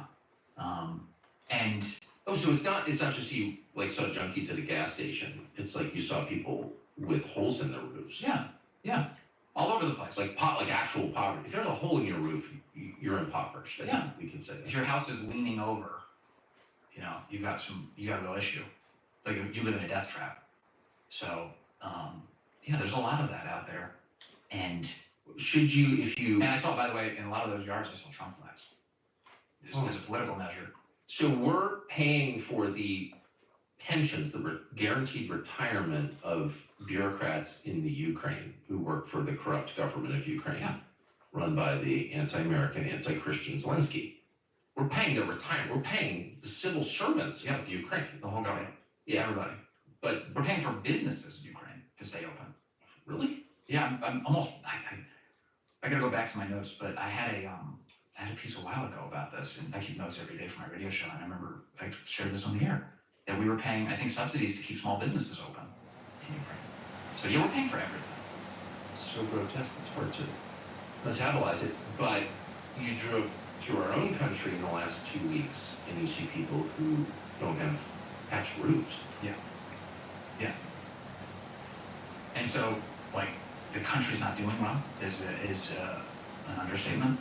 And there's lots of people who are suffering. And that's why, we kind of glanced off of the economic discussion earlier, but I really think it matters that we are at a point right now where the country is at over $1 trillion of credit card debt. This is a record. We never had this much credit card debt in our nation's history. And credit card debt is totally destructive. You're looking at 16, 18, 20, 22, 25% rates. Yeah, close to 30. Yeah, on these, and that means people are being destroyed, and they can't make ends meet. The unemployment numbers are all scam. Would that really? Can I just think, we used to put people in prison back when the mafia was offering loans at lower interest rates than those. Yeah, usury. Yeah, usury and loan sharking, we called it. Yeah, And all these sort of nice Italian guys wound up in jail. yeah. But it's cool when the credit card companies do that. How does that work? Joe Biden. Yeah, you're right. The answer, Joe Biden, the senator from Delaware, making that happen. Yeah. That's how that works. But people are in massive debt, and the unemployment numbers are a scam because really what they represent is that there are people working multiple part-time jobs to make ends meet. That's what that means. So all this stuff about like, unemployment's low. No, it's not. People are working multiple jobs in order to pay for just how expensive their lives are. And all the employment gains among immigrants, all of them. Yep. Zero, net, zero gains among native born. Yeah, native born Americans losing jobs. Yeah. Immigrants, foreign-born workers gaining all. So it's my cousin EJ Antoni, I think the single best economist on this subject. Yes. And he's just been amazing on it, and he's stuck. All of the available evidence demonstrates he's right. And no American needs a government report to tell them that they're miserable, by the way. A lot of the media sort of waits for unemployment reports to tell, like Don Lemon, like telling you shouldn't be miserable. No, the data says that you're not miserable, you're fine. Like, what? All of that government stuff is one, cooked, and two, a trailing indicator of what's actually happening. But a drive from, where did you go? Like, you went from where to where in the United States? I was from Greenville, Maine, was as far north as I was. Great place. All the way to Southwest Florida. Wow. Yeah. And so I got to see a bunch of places. I was in the Atlanta area. I went to. And you drove that whole way. I flew some of it at the beginning, and then I drove most of it. I drove in order to get to Maine. I flew into Boston. I drove the 4.5 hours, Yes. whatever it is, to Greenville. I was in Atlanta. I was driving in the Atlanta suburbs. I went to Southwest Florida. All the way up, past Tampa, went to Jacksonville, Florida, drove from there, went to coastal North Carolina, drove from there back to Washington, D.C., and I flew to be here with you. And so get to see a lot of places. And like I said, it's a beautiful country, but it's disturbing how much of it is in disrepair. And like, you just think to yourself, there's a part of you that's like, I don't know what you can possibly do to get things back on track. I don't fly very much at all. I try not to travel at all. But I've taken a couple flights recently, commercial flights, and I'm shocked by the airports. And I'm shocked by how disorganized they are, the TSA screening. I don't remember it being that bad. I've taken about 4 years off from really flying that much. And then I thought to myself, wow, I didn't know how degrading and stupid this was. Or I'd forgotten how degrading and stupid it was. And then I thought, the people making decisions about the way this country is run, like, they don't have any contact with us out there. There's no donor to either party who flies commercial. Like, nobody flies commercial with money in this country. It's crazy. I grew up in a rich area, in a world of rich people. Everyone flew commercial. Nobody had a plane. Yeah. Nobody. Now everybody flies private. It's crazy. And one of the effects of that is people who are making these decisions, who are paying for these politicians, they just don't know. They don't see it at all. And they definitely don't drive, from Tampa to coastal North Carolina and then D.C. They just don't. Yeah. Do you think that has some effect? It has a huge bearing. I mean, look, TSA conditions the rest of us to be compliant. I mean, that's like, so if that's not your experience, you kind of What is the facial thing? You stare into a camera? This happened to me yesterday. I had to fly yesterday or 2 days ago. And they're like, will you look into them? I was like, no, thank you. Yeah. But you don't have to? Like, what is that? I'm sorry, I know I'm showing It's- how out of touch I am. I just don't travel very It's much. just security theater, and like, you know, first of all, what is the ID checker assessing? What are they doing, like a compelling background check on you or something? That you know, what's your history of terrorism? I mean, the whole thing is really stupid and degrading and super annoying. Like, why am I standing It's in all line 9/11. to get on a flight? It was all 9/11. George W. Bush created all of this right after 9/11, and we had to because there was an imminent threat, and we were under attack by terrorists. And then you fast forward 23 years later, and the Taliban still run Afghanistan. They're way better armed with our money, and their infrastructure is much better because we built it, and they're still in charge. And we're left in this decaying country with fewer civil liberties, having to be humiliated at the freaking airport. Like, why shouldn't we see all the 9/11 documents? Like, Yeah. why, you know, if anything justifies another January 6th, which is to say people just like moving up to the Capitol and demanding something, why wouldn't it be seeing those documents? Yeah. That event changed this country profoundly and forever. Yes, we're its citizens, we pay for it, it's being done in our name, and we can't know what exactly happened because why? And it's changed in really stupid, tyrannical, and inefficient ways. So Unpredictable ways. So like TSA doesn't catch anything, right? So they do their annual screenings where they like practice, like, will you catch the weapons that we put through? They put actual weapons through the X-ray machines, and the TSA agents don't catch them. Their fail rate is astronomical. Really? Yeah. So they're not actually even catching the things that they're tested on, and we're all subjected to do this as if it's keeping us safe, which of course it isn't. Why are we doing this? Like, I would settle for, if you want to make one modification, locks on the cockpit door. Totally fine. I'm good with that. Beyond that, why are we doing the rest of this? I'm willing to take the risk. I am. I'd rather live in that world. It's a happier world. It's more spiritually compelling. And it demonstrates, you know, like a cohesive society. You don't need that. And in fact, the more they make the society more chaotic, the more they justify all of this. You know, the more that they import incompatible cultures, and, you know, make everyone live in squalor. Like, eventually, they're increasing social distrust so much that they're offering a justification for the system that they. That's right. It's self-licking ice cream cone. Yeah. What happens at the Democratic National Convention this week? Well, I think it's going to be a big demonstration. If you're clear thinking about this, if you stare at it and you're just like objective, what you're going to witness is chaos. You're witnessing, first of all, why are they doing it in Chicago? In what world do you appeal to the broad American middle by having a Democrat convention in Chicago, Illinois? Because none of us can ever, during the course of our lifetimes, escape the year 1968. Everything is in reference to that year. Yeah. And so, why not? I mean, they should have another march across the Edmund Pettus Bridge, too. I mean, everything is a replay of that period. It's weird. Yeah. So now Kamala Harris is the nominee. Amazing. By the way, this whole convention's fake because she was made the nominee weeks ago, in secret, in an online vote. So this whole thing is like a scam.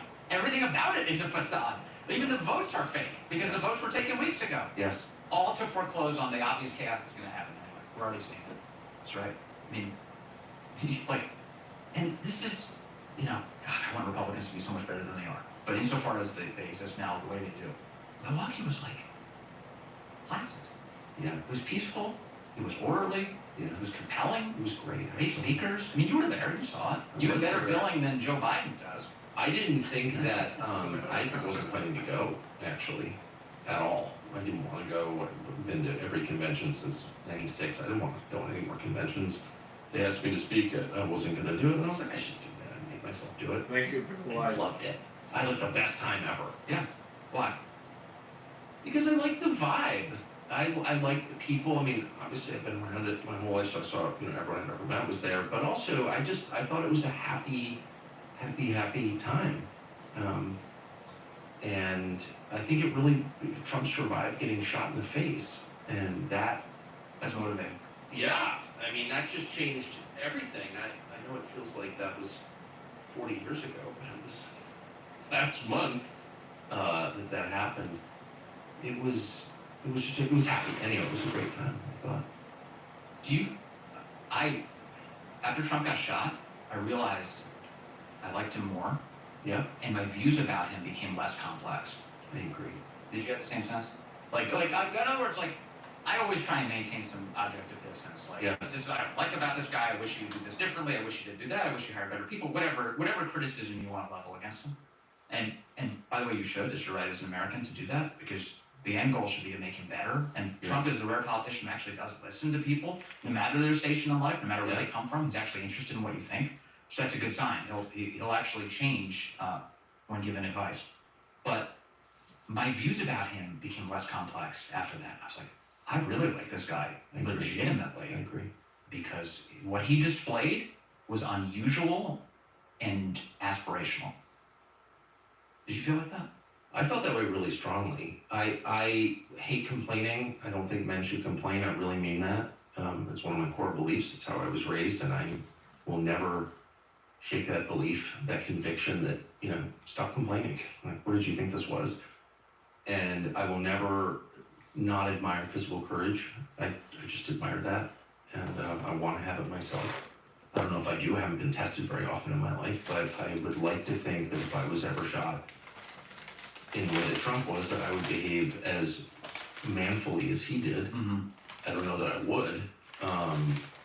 You can't know, but he did. He was tested in a way that was very meaningful to me. Leaving aside the politics, but all of a sudden you're talking and bang, you get hit with something. It's clearly a bullet. You don't know if you're dead or not. Yeah. And then you stand up and Yeah. I just that's the acid test for me, because it really matters what you're like as a person. It matters to me. I'm not a Democrat. I don't care about your stupid party, and it's the point of the exercise is not to huddle together for increased power, because I don't feel powerless as a person. Right. I have a family. I don't need a party to make me feel whole, unlike liberals. And so what really matters to me is what you're like, and do you have virtue? And Trump is a mixed bag on that question, but part of virtue is bravery. It's a big part of virtue, actually. It turns out much bigger than I understood as a younger man. And he's brave, actually brave, not fake brave. Oh, he's so brave. Oh, they're so courageous. Kamala's so courageous. She's a coward. She's terrified. She's clearly terrified. Yeah. And he's not. And okay, I'm voting for the guy who's brave. Yeah, over yeah, the courage. coward. Yeah. And on Trump being a mixed bag in terms of virtue and things, I always remember. Let me just say, I'm a mixed bag on virtue. We all are. Right, so okay. In fact, that's a Christian admission. And Well, it's a true admission. here's the thing. I always think about my dad, who you mentioned is a Marine Corps officer, and at one point he worked very closely, as you do, with the chaplain in his unit, a guy, a great American, who has the same name twice. His name is Alan Allen, Chaplain Alan Allen, and he's a great human being. And my dad was once complaining to him about various chaplains in the military and how some of them are not so impressive, and he wishes they were better and more Christian and had more virtue and that kind of thing. And he said, Vinny, I think they're the same rank. He said, Vinny, remember, Jesus chose 12 sinners to follow him. That's right. 12 sinners.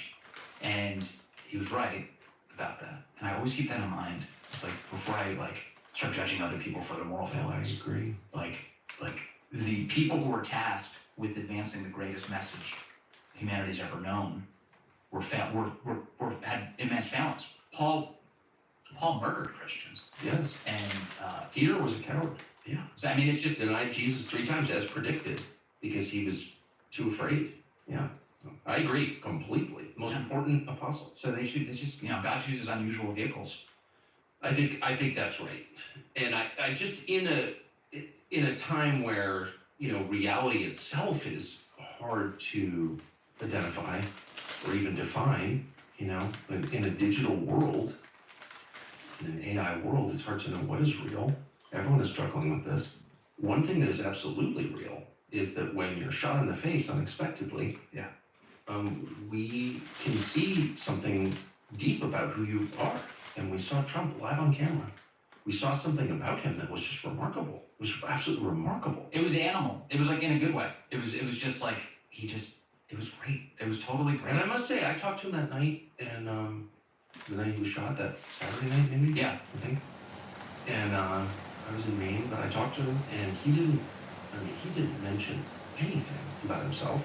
That's just a fact. I mean, look, I'm not flacking for Trump. This is just a fact. It was, did you see the crowd? They were so brave. They didn't run. That's the first thing he said. I was like, wow. Yeah. They also saved his life. Because the people who were outside the perimeter, who began shouting up about Thomas Crooks being on the roof, the Trump supporters, they were the only ones who were raising the loud alarm about what was happening. And they were the predicate to that cop getting his head over the roof and scaring Thomas Crooks into taking action at that moment. Well, it's so perfect, though. It's like only the Trump voters are willing to notice the obvious. Yes. They haven't been trained to deny what their senses perceive. No. In fact, their senses... Like, wait, there's a guy on the roof with a gun. What? In fact, their senses are elevated to the peril. That's right. And they can smell it. And so it's not just some looky who's up on the roof who's just trying to see what's going on the stage. They're worried about Trump's safety. And they're yelling out, he's on the roof! He's on the roof! Officer! They're screaming. They saved Trump's life. Every element of that, I know we keep returning to this, but it's such an amazing moment. It is amazing. Every element of it conspired to save him. Every element of it. From the people shouting, the cop getting his head above the roof, the frenzied rush to take the shot by Thomas Crooks as a result, Trump's head turned towards a chart, saying moments before, take me off teleprompter, I don't even care, I'm going to do the chart. And just all of those things, they conspired in a way that can only be divine. That can only be the product of divine image. And I saw that, and it's one, so I had simpler views about Trump after that, and I had more grateful views about God after that. I agree with both those things. And his, I talk about myself way too much as it is, but I try not to because I think it's such an the most unattractive quality in a man. But I think if I was shot, like he was shot, I'd be like talking about myself, like, oh, I can't believe I got shot. And Trump, who's like famously everyone's Trump's such a narcissist. Well, at least when I talked to him, he didn't mention himself. It was only about his audience. Yeah, wow. And there's no one else listening to this conversation, well, other than obviously NSA's listening to it. Besides that. But anyway, but he's not doing it for an audience, just me. No expectation I'll repeat it, you know what I mean? And he mentioned himself, it's only about the other people, and I thought, man, I just thought it was so revealing. It was in a way that's not thinkable. Yeah. Hey, I didn't do that. Yeah, it's cool. And then you talked about that at the convention. He did. Which was cool. Yeah, I believe that was the substance of your remarks, talking about what it was like. Oh. I ad-libbed that speech, so I Yeah. actually have no memory. You're right. So I guess it renders moot the following question. I wonder, is there any point, do you ever give a speech where you feel the gravity of it, or are you at the point where you're so used to giving speeches that even speaking on the Republican convention stage with every network in the United States concentrated on your remarks, none of that? Oh, I felt the gravity of it. Well, in the sense that they told me to write a speech. I mean, I'm a writer. I can certainly write a lot. But I don't write speeches. The women, I just don't write speeches. I never have one time in my life. But I felt like, well, I want to be the obedient little bitch or whatever. I want to do what I'm told, I guess. I don't know. I knew you weren't going to. I knew it. I knew it. In fact, I told him as soon as I heard that you were giving a trust, I said he's not going to write it. He's just going to do it. Well, I made a good faith effort, and there was no sonnet in my hotel, so No. I said I can't It's write more than- obviously without my sonnet. But I did actually spend like 8 hours fretting about it and trying to write it on my iPhone. And then I was like, I can't write a speech for myself. I could write a speech for someone else, No. but I gotta say, whatever, I'm not going to, so I didn't. I know you're a good writer. Obviously, your whole career's been writing. Even when you were on television, I would laugh at people who are like, "Oh, it's Chuck back to writing." I'm like, I don't think you're familiar with what he's doing on a daily basis. He's literally writing all the time. I just knew that you wouldn't do it because it's just, I don't know, maybe it's your ego. Like, you're going to give this speech off teleprompter, and you're just going to say what's on your mind. And I knew kind of reflexively, this is the one venue. It's just, honestly, I kind of thought like, you're just like, no, screw you, I'm not doing a speech. I'm not writing a speech. Well, ultimately, I said that in a much more polite way to all the staff at the really nice people who were doing the run through and whatever. And I was like, I just can't do this. No, I don't like to write speeches because then you don't learn anything. There's something about speaking in conversation, or I really believe that words have loose where spoken words have like spiritual power. In the beginning was the Word was with God, and the Word was God. What does that even mean? I'm not sure what it means. I mean, the Word, I guess, is Jesus, but speaking of John.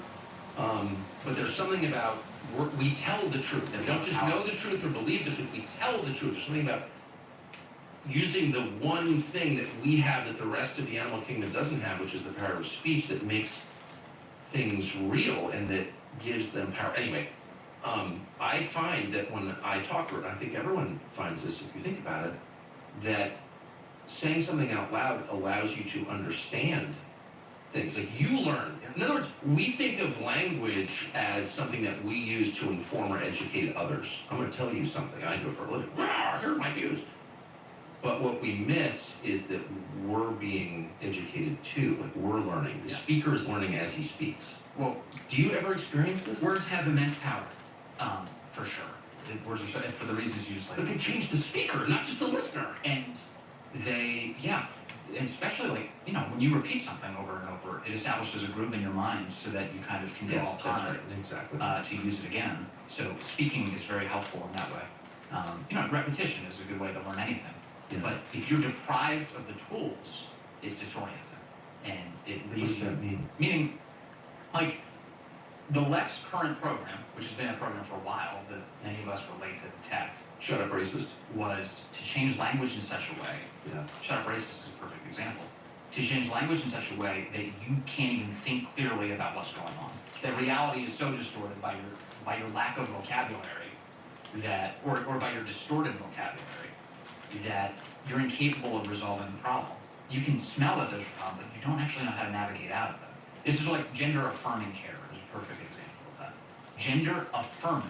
First of all, it's already a lie because it's establishing that your body's a mistake and that what is correct is for you to mutilate it. Like, it's like, what? We're just affirming something that pre-existed this decision. And you scare people into compliance, and then they begin to lose the vocabulary necessary to untangle it, right? So that's Orwell wrote about this at length. yes, Right. yeah, totally, and he was the best at writing about it, and that's why it matters so much because it's mind control.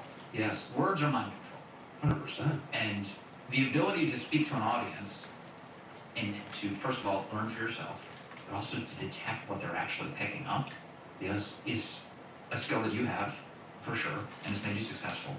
It's a skill that Kamala Harris does not have. That's the skill she doesn't have. She doesn't have that skill. She can't do it. She can't talk to an audience and see that they're receiving her.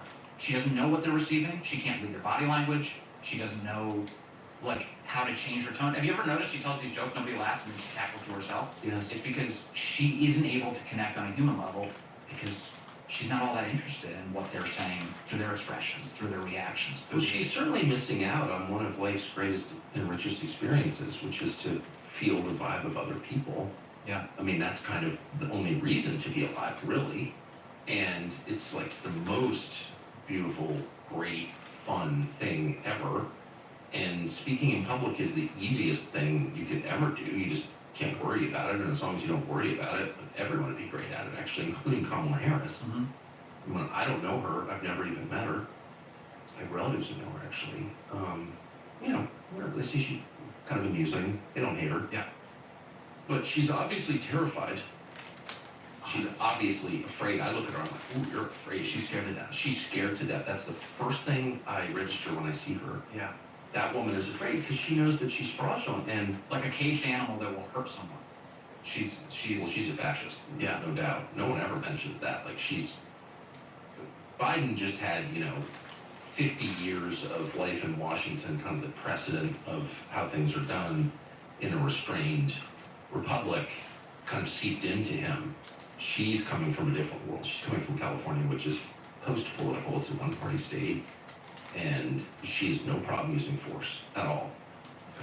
And all the fascists around her are the same. So, no, but I do feel sorry for Kamala Harris. Again, I don't know her. I'm just making these judgments on the basis of watching her. But I feel like this is someone who can't admit who she really is, what she really thinks is, and is really, really afraid. And you feel sorry for people like that. which is why I love Trump at the National Association for Black Journalists. When he went I don't think you're allowed to love that. Oh, I love it. You're supposed to disapprove. I adored it. And here's why. Tell me. So think about the weeks leading up to that. Yeah. The weeks leading up to it put the Trump campaign on its heels. Because one, the narrative was so disrupted by the fact that they just replaced Joe with Kamala. Yeah. And then the media went all in on selling her. It was like, she's so great, she's wonderful. It's all that joy, Vince. And then they adopted this line of attack that J.D. Vance and Donald Trump are weird. Remember this? Very well. Like this? Yeah. Okay, so they were like, weird. Now, I love laughing that off because of how absurd the use of that word Yeah. coming from those people is. The abortion worshippers are telling you J.D. Vance is weird. Yeah, the men in dresses crew. like, oh yeah, it's so weird. Yeah, okay. Here's our tranny admiral. Not weird. But you have to be honest enough to admit it's an effective line of attack. Yeah. Insofar as it's the kind of thing that it's like the language of the teenage girl. It's like it doesn't require a deep assessment of what's going on. You use weird. It's a way to make somebody toxic. And it's effective. It's an effective weapon. So there's going to be a category of voter that definitely cares a lot about the policies, and specifically the ways in which they affect them and their bottom line. But there are also broad categories of voters who really do kind of ride the vibes of an election. Who is this person? And I don't mean vote switchers. I mean whether or not they'll show up to the polls at all. You know.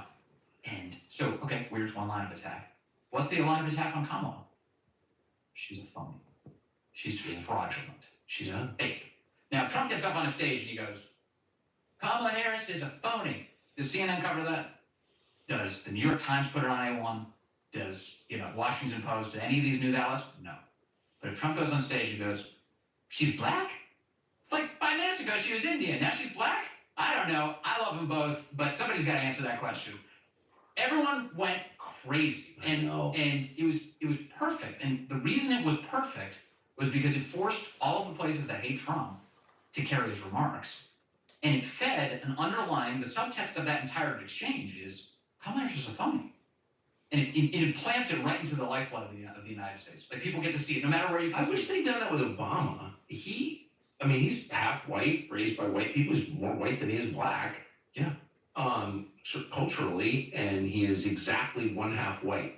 Sure. So why did Republicans not say our half white president or half black president? Like, why do they have to be like the first black president? Just buy into the lie. It's a lie. And it gave him moral power because it gave him claim to the civil rights movement, which is like the one sort of holy story in American history. Yeah. Supposedly. Self-alive, but whatever, everyone's been taught that, and he got to lay claim to that. But no one else had the balls to puncture it. And just also, like Kamala, his family didn't come from, wasn't I'm aware, the whole thing was fraudulent, but just as a factual matter, as a genetic matter, I'm not attacking anybody, obviously. I'm just saying, like, he's half white. But no one, that was considered so outrageous. Yeah. It'd be like, white lives matter, or all lives matter. Another demonstrably, factually true phrase that became a criminal offense, literally a criminal offense. The FBI investigated people for saying white lives matter. Yeah. And nobody pushed back. And these categories don't exist for any practical sort of descriptive reason. They only exist for political power because, if you call Elon Musk an African American, like people are like, that's like a total violation. You're not allowed to say that, despite the fact that he. It is. Or if, George Carlin once cited this. Like, if you come from Egypt, right, you're an African American. Are we allowed to say that? If you're an Egyptian, or you call somebody an African? No, not in American political discourse. Well, what does it mean allowed? Why not just tell the truth? Like, why are we such cowards? If you allow lies to go unchallenged, they harden. And then they become, the instruments of torture that you'll suffer under. That's a fact. Yeah. So, why are we playing along with this? We shouldn't. What cowards are we? Yeah. I never called Obama. I was on TV every day of the Obama administration. I never said our half white president. He's half black, which is a fact. Like, I didn't have the balls to say that. What's wrong with me? Yeah. And you like how people get mad if Trump refers to him as Barack Hussein Obama. It's like Barack Hussein Obama, which is actually his middle name.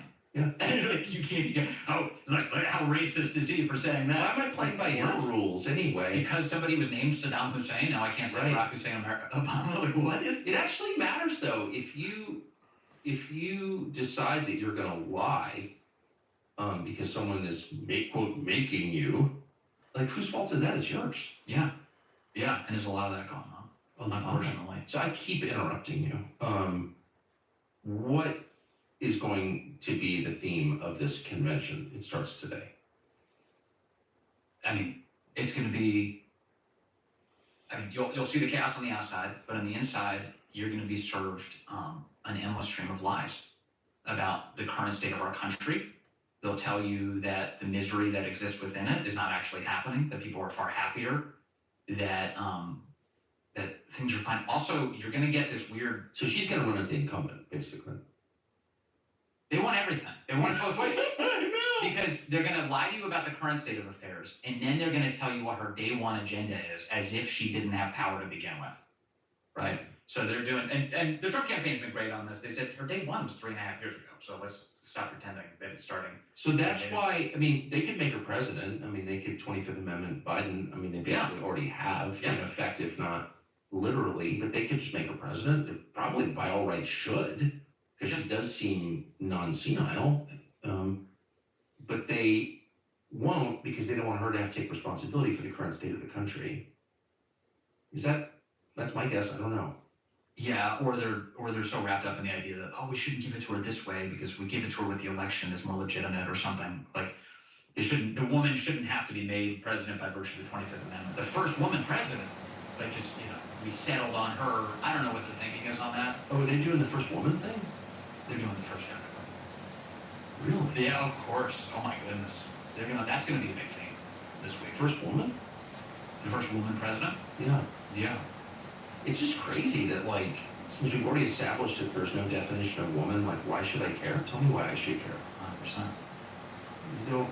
There's no such thing as a woman. So, like, why is it meaningful that we have one as president? Yeah. And there's no difference between a woman and a man. None. They can be Navy SEALs. So, like, what's the significance of this? There is none anymore. I mean, the attacks on women that have been led by Biden and Harris are, I think are unprecedented, actually, in America's history. I mean, if this is another area where Republicans really should sink some teeth into this in every possible way. So stupid. But Title IX, the fact that the Biden administration came along and said that women are not a real category, and that men can be in their locker rooms and take their sports teams and beyond, and all of those things. Why isn't there like a nonstop campaign against that atrocity? There should be. Like, why do we have women's sports then? What's the point of that? Why do we have any separate category for women to participate and succeed on an equal playing field? We shouldn't, under that notion. And so the Biden administration is leading an all-out assault on the very existence of women. Right. And then, of course, wants the credit for the first woman president, should that occur. So it's incoherent, obviously. It's got all the markers of Marxism as it presents itself throughout history. Which is just deceptive to its core. It's shape-shifting, and then there are no fixed meanings to anything. It's just, I need to be in power, you need to obey, and those are the only immutable rules. Yep. Yep. I mean, it is very much like my body, my choice. Here, take the COVID vax or I'll kill you. Yes. What? I thought it was my body, my choice. No. Only when you're killing your kids, not when you're enforcing some. Yeah, it's every single. I mean, it's like I almost called it poison, but I would be censored by YouTube if I did that. So I just want to be clear. I'm not calling any substance that was federally mandated poison. Okay, good. Thank you for that. And so, I mean, it's like guns too. They're the same way on guns that you don't need them, but we do to protect us. It's all. Is she gonna get elected? Kamala Harris. Yeah. I think it's a lot closer than I want it to be. There are 30 states that are going to be filled with drop boxes. That seems like a problem. And, there have been some positive advances, like banning Zuckerbucks in 27 states. You saw, like, states like Georgia and Texas have passed real voter integrity laws that have increased the quality of their election system. But then there are states like Pennsylvania where things are still a little too chaotic, where you have these drop boxes across the country. Wisconsin, of course. These are pivotal states. Like, no state that has drop boxes can be considered legitimate. How can I believe an election result in a state with drop boxes? Right. Yeah. If no matter what party you're a part of, if the election doesn't go your way, your state's full of drop boxes, your suspicions are going to be sky high. So how is that stabilizing for? So I had a conversation this morning actually with someone, a well-known, very knowledgeable person from Republican politics, who said, all these states with drop boxes, and I'm really concerned about this. And I said, well, is there an RNC that exists to deal with this? And this person said, well, the problem is that these drop boxes are disproportionately in what he called urban areas. Mm-hmm. And no one at the RNC wants to be seen as criticizing the way things are done in those urban areas. And I thought, well, why is the RNC hiring guilty white liberals? If you're a guilty white liberal, I'm not attacking you. I don't want to live near you or meet you, obviously. But there's a political party for you. Yeah. Like, what are they doing at the RNC? Yeah. It's a Right? good question. It is a good question. I mean, it is completely critical that we get a hold of that. I mean, you've got, was it Michael Watley and Laura Trump are now running the RNC. They established this renewed emphasis on voter integrity, and all these, I think they've got all sorts of legal challenges they've been out across the country. That's headed in the right direction. But if you are opting out of dealing with election integrity in critical areas because you're afraid you'll be seen as racist for trying to protect the votes of the people who live there, you've lost the plot. You've lost the plot. Yeah. Because it turns out voter integrity laws, if we're talking about black voters specifically, are disproportionately beneficial to black voters. Look what happened in Georgia. After they changed their election laws to make it so that you can no longer just do signature matching on a mail-in ballot, they said you got to send in your driver's license number with the ballot. Yeah. When they did that, black voter participation went up and fewer black votes were rejected. It's obvious, and it's always obvious. In fact, signature matching was working to the detriment of authentic black voters. They were having their ballots thrown out because it turns out sometimes your signature doesn't match what you signed when you were 18 years old. Yeah. Like when you get older, you sign and you get some idiot who's looking at not a handwriting specialist, just some random bureaucrat looking at two ballots and the signature, throwing that out. Throwing what? I think that the period where there's going to be this intense emphasis on black voters is coming to an end because of immigration. And native-born black voters will become less important to election outcomes, dramatically less important starting after this election. And so that means black political power, as we've thought about it for the last 60 years, will be in rapid decline. And it's just interesting. It sort of reminds me of organized labor. I'm not against unions. I'm not against black voters. I'm for all American voters. But they got sold out by their leadership. For sure. Yeah, like so completely, and I'm not sure people really understand that. Like, I just don't think it's going to matter too much, actually, because the demographics of the country have changed so much in the last 10 years that, do people get this? I hope so. There's like some shifting, it looks like, among black men, which has been good. The left is very angry about that. The more angry they get about it, the more likely they are to try and take it out. But increasingly, it's just symbolic, though. I mean, if you have 10 million illegal aliens or 30 million illegal aliens, we don't even know the number, but it's tens of millions, and they're all going to vote, sooner rather than later, probably, but definitely at some point, no one's going to be deported. Then, the whole civil rights movement, that whole mythology becomes sort of meaningless because the Democratic Party will have political power without black voters, no matter what they do. It doesn't matter. Yeah, and the whole history of that party has been hurting black people, black Americans. It's disgraceful all the way from, you mentioned at the outset of the conversation with the KKK and Margaret Sanger and the targeting and the so-called Negro Project. I mean, it has been a relentless assault, actually, on black Americans, which is a disgrace. And I just hope more and more people can wake up to it. But while they still have political power, to the extent that they do, and it's being sold out now as you speak, and so that's crazy. That's crazy. Yeah, I don't have a ton of friends who are black Democrats. I know love a lot of right-wing black people, but I have one friend who's a black Democrat, who's a good guy, really good guy. But I made this point to him a few years ago. I was like, it's kind of over for the political power that you've been talking about your whole life because of immigration. Yeah. And he honestly not really thought about it. Well, now you're seeing it in Chicago. Now I'm bragging, but I think he agrees with me now because it's just numbers. It's a numbers. How many angry town hall meetings have you seen in Chicago over this issue? Yeah. A lot. Black residents of Chicago, they're going confronting, but the aldermen, right, in Chicago, confronting them and saying, what the hell? Why? So, wait a second. So foreigners, illegal foreigners are pouring into the country. They're coming to Chicago. They're taking all of the public resources And All. we're being left All. in the slums. And how many times did it happen before you wake up to it? Like when the riots were happening, the George Floyd riots were occurring, and Chicago became one of the latest cities to be ransacked. The lady who looked like Beetlejuice, who ran the city, she deployed the National Guard to the extent that the mayor's supposed to do that anyway. But she was given resources. She sent it to what do they call that? The Million Mile or something.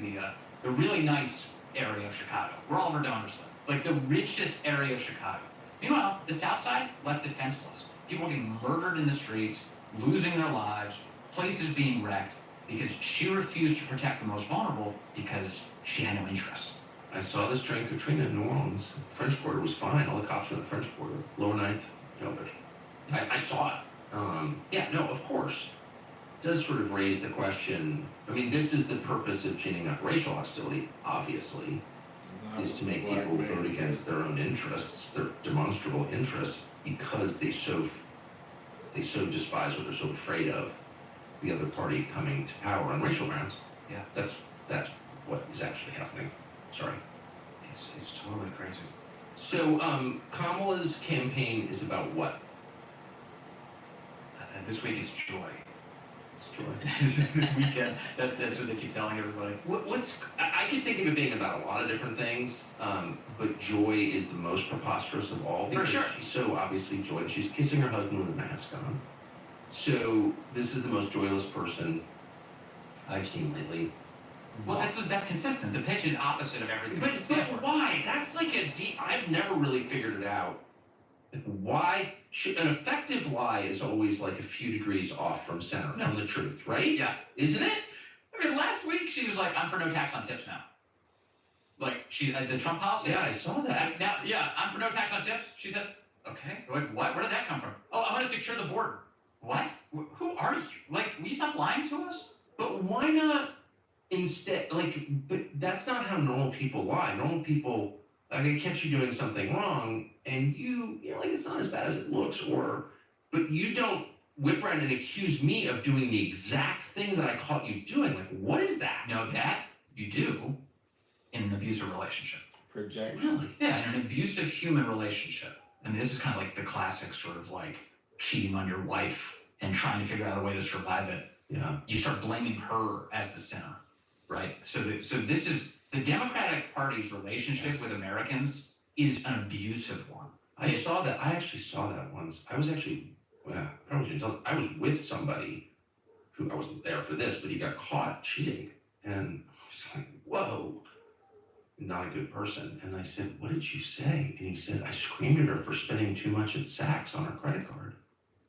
I was like, what? You get caught, or she had evidence that he was doing something wrong, which he was. Yeah. And you attack her? I thought that was the most screwed up thing I'd ever seen. But that's a thing, you're saying. Definitely. Which is why family analogies are so perfect for all of this. It's like, what do you do? I know you've done this for years, but like, what does it mean to run a healthy household? Yes. Like, do you lock your doors at night? How do you protect your family? What does that look like? What kind of example are you to your children? All of those things. The only things that matter, you mean? Yeah. Yes. The Democrats are leading the most dysfunctional household you've ever seen. Yeah. They're like abusing the children, attacking each other, all the sins that they're committing, they're projecting onto all their other family members. Yes. It's really degrading and total dysfunction. It's awful. And it's also why it's godless. Because you begin assuming this omnipotent power over reality itself and begin telling everyone else that they're the problem and they're the sinners and that they should respond to you. And meanwhile, in the healthy household, what's happening is there's a father who's demoing for his children what it looks like to have a father's love. Yes. And their children only know God through that lens. Yes. They only can, that's how you know. So we refer to God the Father. How do you even know how he functions as a father unless you have a human father as a frame of reference? You don't. You don't understand what that looks like. If you have a dysfunctional relationship with the men in your life, how are you even ever going to get your head around the idea that God the Father is a loving father? You know what I mean? So like, all of these things, it's just, I do know. I've never thought of it before, but this is yes, I know. Of course, I know exactly what you mean. That's why the fathers are so important. Because like all of reality centers around what your impression of what it means to have a good father is. That's it. That's the whole ballgame. So the left is leading the dysfunctional household, where they're driving everybody to self-destruction, and it should be the obligation of normal people to counter that and to have a healthy household, and by extension, a healthy country. That's so interesting. I have noticed the symptoms of what you're saying. And the main one is the people they're attacking, I don't have a PhD on America or whatever, but I know a lot of like rural Trump voters, for example. Yeah. And they're not only good people, they're actually like the best people I've ever met. And they're also the most useful and skillful people I've ever met. Like the most, like actually the most. They Yes. do the most useful things. And the people attacking them, someone like Janet Yellen, the Treasury Secretary, from my perspective, which is a simple perspective because I'm a simple man, is like an utterly disgraced figure. Like utterly. Like there's no one who has less credibility, a shorter track record of real achievement. There's no one who's like more repulsive in every way than Janet Yellen, Mm-hmm. to me anyway. And she's the one helping to like malign people with real skills. It's like that's not an accident. This whole system is set up for useless people to have power, whereas in a just society, they would have no power. I know. Sometimes I wonder, like at the lowest levels, like whether, like the productive among us are like, I don't know. It's how like at the lowest levels of government, other than the household, which of course we were just talking about, like the HOAs and the community boards. Yeah. Like they're all consisted of like the insecure busybodies. Right? No, totally. And like the productive people who should be in those roles, the ones who have families and know how to mediate a dispute between their children. Insecure busybodies. You know what I mean? Yes, I Like do. they're not actually in charge of those organizations. No. And so, I don't know. This is the best system ever devised in terms of a government. Yes. But there are clearly weaknesses. Like that's one of them. The feeder system into the bigger aspects of government is a lot of insecure busybodies. Maybe that's probably always been that way. I'm sure the Roman Senate was filled with insecure busybodies. Yeah. But it never. I guess what I think is new and really obnoxious at best, poisonous at worst, is not just that like the least competent people have the most power, but that they use that power to hurt the most competent people.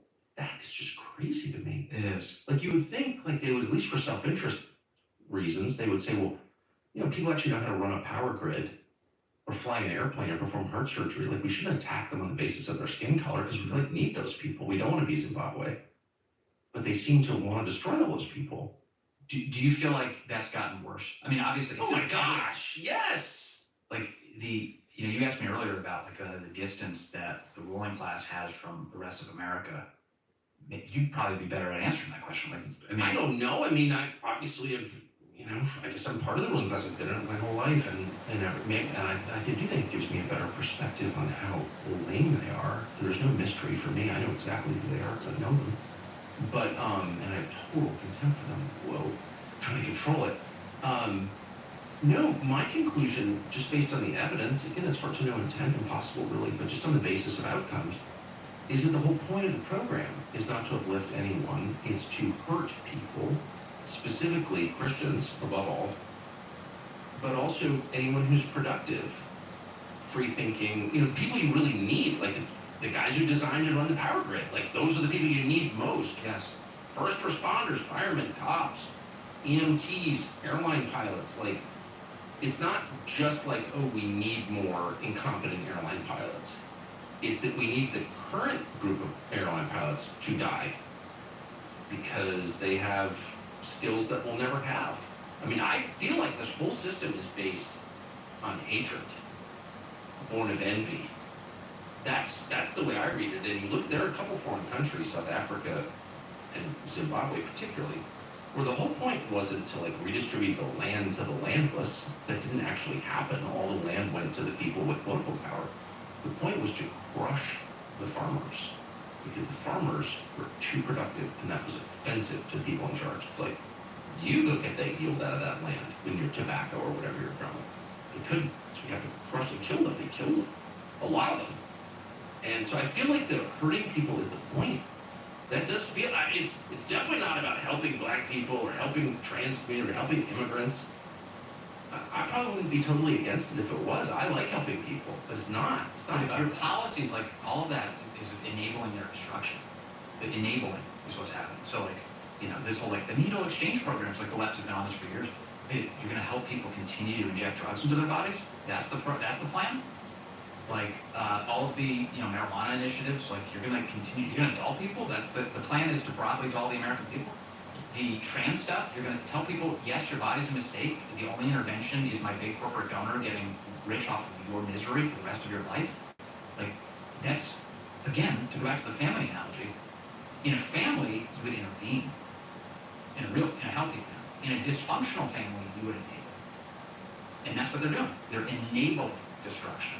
You see, I can't relate. I mean, I am the oldest man in my family pretty much at this point, so I intervene all the time. Like that's what you do. I've seen that. Yeah, I'm an intervener, Yeah. like immediate intervener. So I think that's your duty, and I just I love this country and I love its cities. For example, I've lived in a number of them, but I have contempt for people who allow like a needle exchange program to happen. Like, why doesn't someone go burn down the needle exchange? Like, I'm serious, and take the lumps, go to jail for it. But we're not going to give people intravenous drugs in my neighborhood. Period. I'm not going to put up with that. Period. Yeah. And if you punish me for getting in the way, I will accept that punishment. But I'm not going to allow it. I don't know why people allow that. I really don't. I'm probably saying too much, but I'm not encouraging violence. I'm encouraging zero tolerance for killing people. Yeah. Yeah. Yeah, but meanwhile, the Biden administration sending out needle kits, they're a part of this, and it's just, I don't know. If you'll accept that, what won't you accept? yeah. I was in Australia this year. They put people in camps, in concentration, like actual. And if you bring that up, you put people in concentration camps for COVID. Well, they're not like concentration camps, really? I remember. Where were they? Remember the colored tape that they had on the floor? They stepped across it, you would be arrested. Yeah, and they did. They arrested people. Yeah. People put up with it. You're going to get to a place like Canada where they're just like, well, getting to the exact same place Germany got to in 1933, where if you're useless, we're going to kill you. Which then they killed hundreds of thousands of Germans, Christian Germans, because they had disabilities. Well, they were useless, and they murdered them in hospitals, children. And they're doing that in Canada now with the MAID program. And just killing people it's just cheaper for us to kill you. And everyone's putting up with it. It's just like, Yeah. you can't put up with certain And they'll punish the useful. So they'll kill the useless and punish the useful. So the truckers in Canada get their lives destroyed by merely exercising what is their God-given right, which is to protest, which is to object in the democratic system in which they thought they lived, and then have their lives destroyed because they didn't have any power to stop it. And that was, Antifa burns down cities. Canadian truckers set up hot tubs in the streets and protest the government. Yeah, it just seems like there's no kind of way out other than saying, I'm willing to be punished for trying to stop the killing of other people. Mm-hmm. And that's what I don't like about the party system. It obscures what's at stake. It's like, well, I want my guy to get elected or my party to thrive. It's like, none of that really matters. You cannot allow some NGO to abet intravenous drug use. Like, let's just start there. Or fund the NGOs to the tune of billions of dollars to traffic every foreign national across our border they can get their hands on. Well, I never understood why the totally useless governor of Texas, Greg Abbott, didn't just put the National Guard on board. I've said that to his face. I ran into him at an event. I was like, why don't you do that? Well, it's really complicated. It's not complicated. It's not. If there's a home invasion of my house, I'm going to get my firearm and stop it if I can. Yeah. And then I'll deal with the consequences. It's my family. So that my priority is pretty simple. Protect my family. And then, if the laws are broken, I'll take my lumps. Do you think mass deportation is possible? Of course not. Of course it's not possible. So the majority of the public supports it. Yeah. Right now.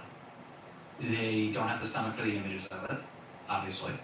So the second, the media can find one sob story, they'll accelerate it quickly to hurt Trump and to justify allowing the chaos to continue.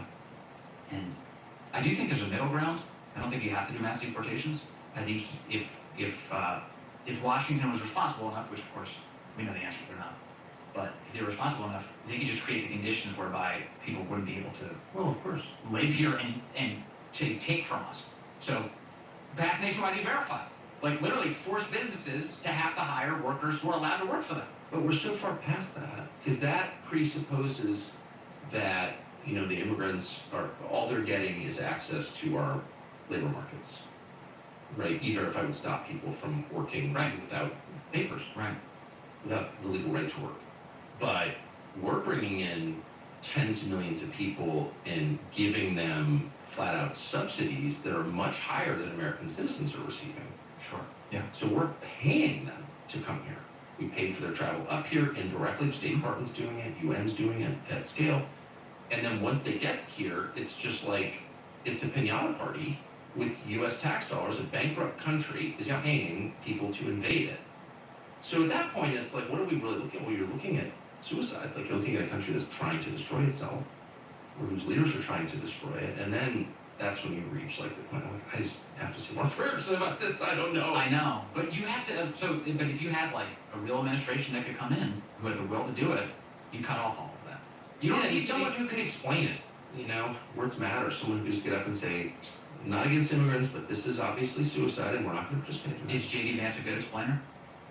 I think he's great, and he's sincere. You know, and certainly politics is not good for people. So, you know, I have seen people change. I pray that he doesn't, but as someone who knows him pretty well, I think, as of right now, I think he's the opposite of weird. He is, and I think they're all weird. I'm not going to say all the people I know are actually really weird. Yeah. In Republican politics, it's definitely most of them. Some of them are obvious, Lindsey Graham or whatever. Everyone jokes about it, but there's so many freaks, like just truly deceptive people, because the business draws them like a bug light. He's not at all that way. So you're not excluding Democrats from that assessment. You're just saying you happen to know that a lot of Republicans are worried. Anyone at this point in the training party is like, you're a freak. Yeah. Oh, that's a female admiral. Like, if you're saying that, what? No, I mean, in the Republican Party, which should be the party of normal people, it represents normal people. Sure. Yeah. You know, tries to, pretends to. So, no, JD Vance is like the most normal person. Oh, so you really think that? I have wondered, like, you know a lot of these guys. Is JD Vance like sort of, he's at the top of the normal people list for now? I think he is.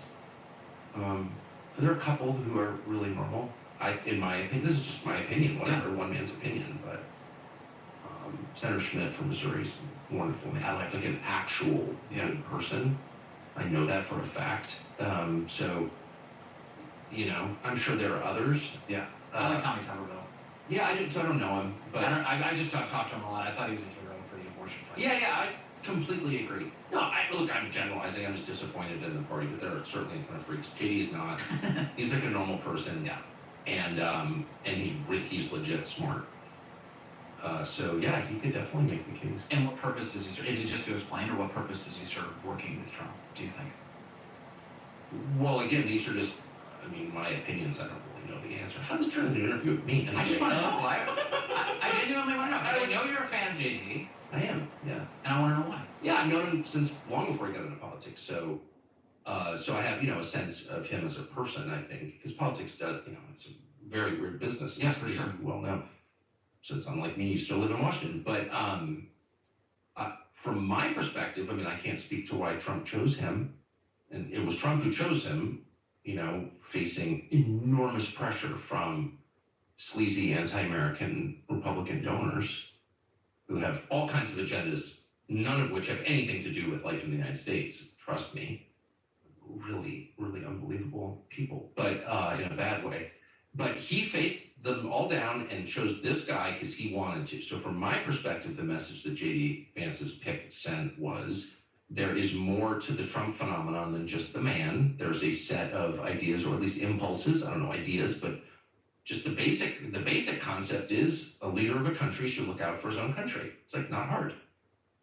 And by picking JD Vance, who clearly believes that, Trump is setting up a legacy, a really meaningful legacy. Like, this is the direction of the party. Because people can't wait for Trump to leave in the Republican Party and just go back to being completely bought and paid for arm of the lobbying community in Washington, whether it's pharma, the banks, or certainly the power brokers of the party are excited. Certainly the weapons manufacturers, the defense industry, right? The killing people business that goes on that's made it such a rich city. Those people can't wait for Trump to leave and just put in some stooge which is most of them, and call it Trumpism or whatever, but it's the opposite. And JD Vance is like tangible sign that Trump understands that there's more to this than just him. This is a really important idea. It's a very common sense idea. It's the most common sense idea. You can't have a democracy if the people who run the country aren't acting on the country's behalf, by definition. And it also seems like he has the most perspective out of everybody in Washington. Meaning, Oh yeah, he's lived in I agree with that. every category of American life. Yes. And so as a result, if you have that much stored wisdom, you should put it to good use. I totally agree. And you hate to reduce people to their biography, and we do that too much, in my view. But biography does matter, like how you grew up matters. The fact that, you know, you're the son of a Marine officer and grew up all around the country, like literally all around the country on bases like that, knowing you for a long time, that very much affects your worldview. That's my perception. Mm-hmm. So it does matter. And the best thing about JD biographically, in my opinion, is the fact that he grew up in, you know, one of these kind of sad communities, post-industrial communities in Ohio, Southern Ohio, Appalachia, and joins the Marine Corps, enlisted. He's smart. He winds up at Yale Law School, which really is like the center of the credential factory in American life. Yeah. One And forget thing- Ohio, there's not a lot of Marines going to Yale. Yeah, Yeah. not enlisted. No, he's like literally enlisted Marine. Yeah, yeah. Like my father, you know, and the guys who tell you to be careful of when they've been drinking, you know, like, and he went to the Yale Law School, and then he immediately, because it's a short step from Yale Law School to private equity in the Aspen Institute. Yeah. And then Trump is starting to rise, and people are like, oh, here's our white Appalachian guy, except we've already molded his brain. So why don't you come to the Aspen Institute and tell us all, David Brooks and all the douchebag community, what it's like to be a product of this sad, Yes. you know, opioid addicted world that you're from. And he does. He dutifully does. Like, why wouldn't he? And he does this for a couple of years, and he realizes through a lot of contact with these people that they're disgusting. And he winds up hating them. Which is very much sort of my personal story. Yeah, yeah. Like, my contempt is born of like knowledge and contact. Like, this is not theoretical for me. Like, I dislike people because I know them, and I know how completely they have abandoned their duty to the country, and I have contempt for them for that. And JD had exactly the same experience, and he's like, I know exactly who you are, I know everything you have to offer, Yeah. and I'm not interested. He's got the right perspective. And boy, they hate him for that. It's so good, and he's got, and unlike them, he doesn't have contempt for the people that he grew up with. He doesn't have No. contempt for the voters, No. and that's the critical element. And JD, I will say, is a lot like Dr. Ben Carson in this way, because Ben Carson kind of had that trajectory. Yeah. And so JD, as you pointed out, was the muse to middle America. He was the muse to the unwashed American masses. Exactly. The left loved him when he Of was merely an course. author, and they could pretend like they cared about those people. Right. That was the only reason they loved him. And then the second he announces that he's interested in Republican politics, now he's evil. Now we're going to make up stories about him. The same with Ben Carson. It happens over and over and over again. That's totally right. And the fact that he criticized Trump and Trump is a fascist and and basically saying the same things that, you know, David Brooks says every week, or Tom Friedman, or any of those other morons in the New York Times editorial page. And then he like realizes that, actually there's like more to Trump than that. And then he ends up liking Trump, and it's like pretty sincere, I think. I mean, I know it is because I've seen it. And they're like, wait, you can't work for Trump. You once disliked Trump. You said the same things about Trump that we say every day. Therefore, it's like, what do you even say? As we're speaking, Kamala Harris is disavowing every position she's ever held.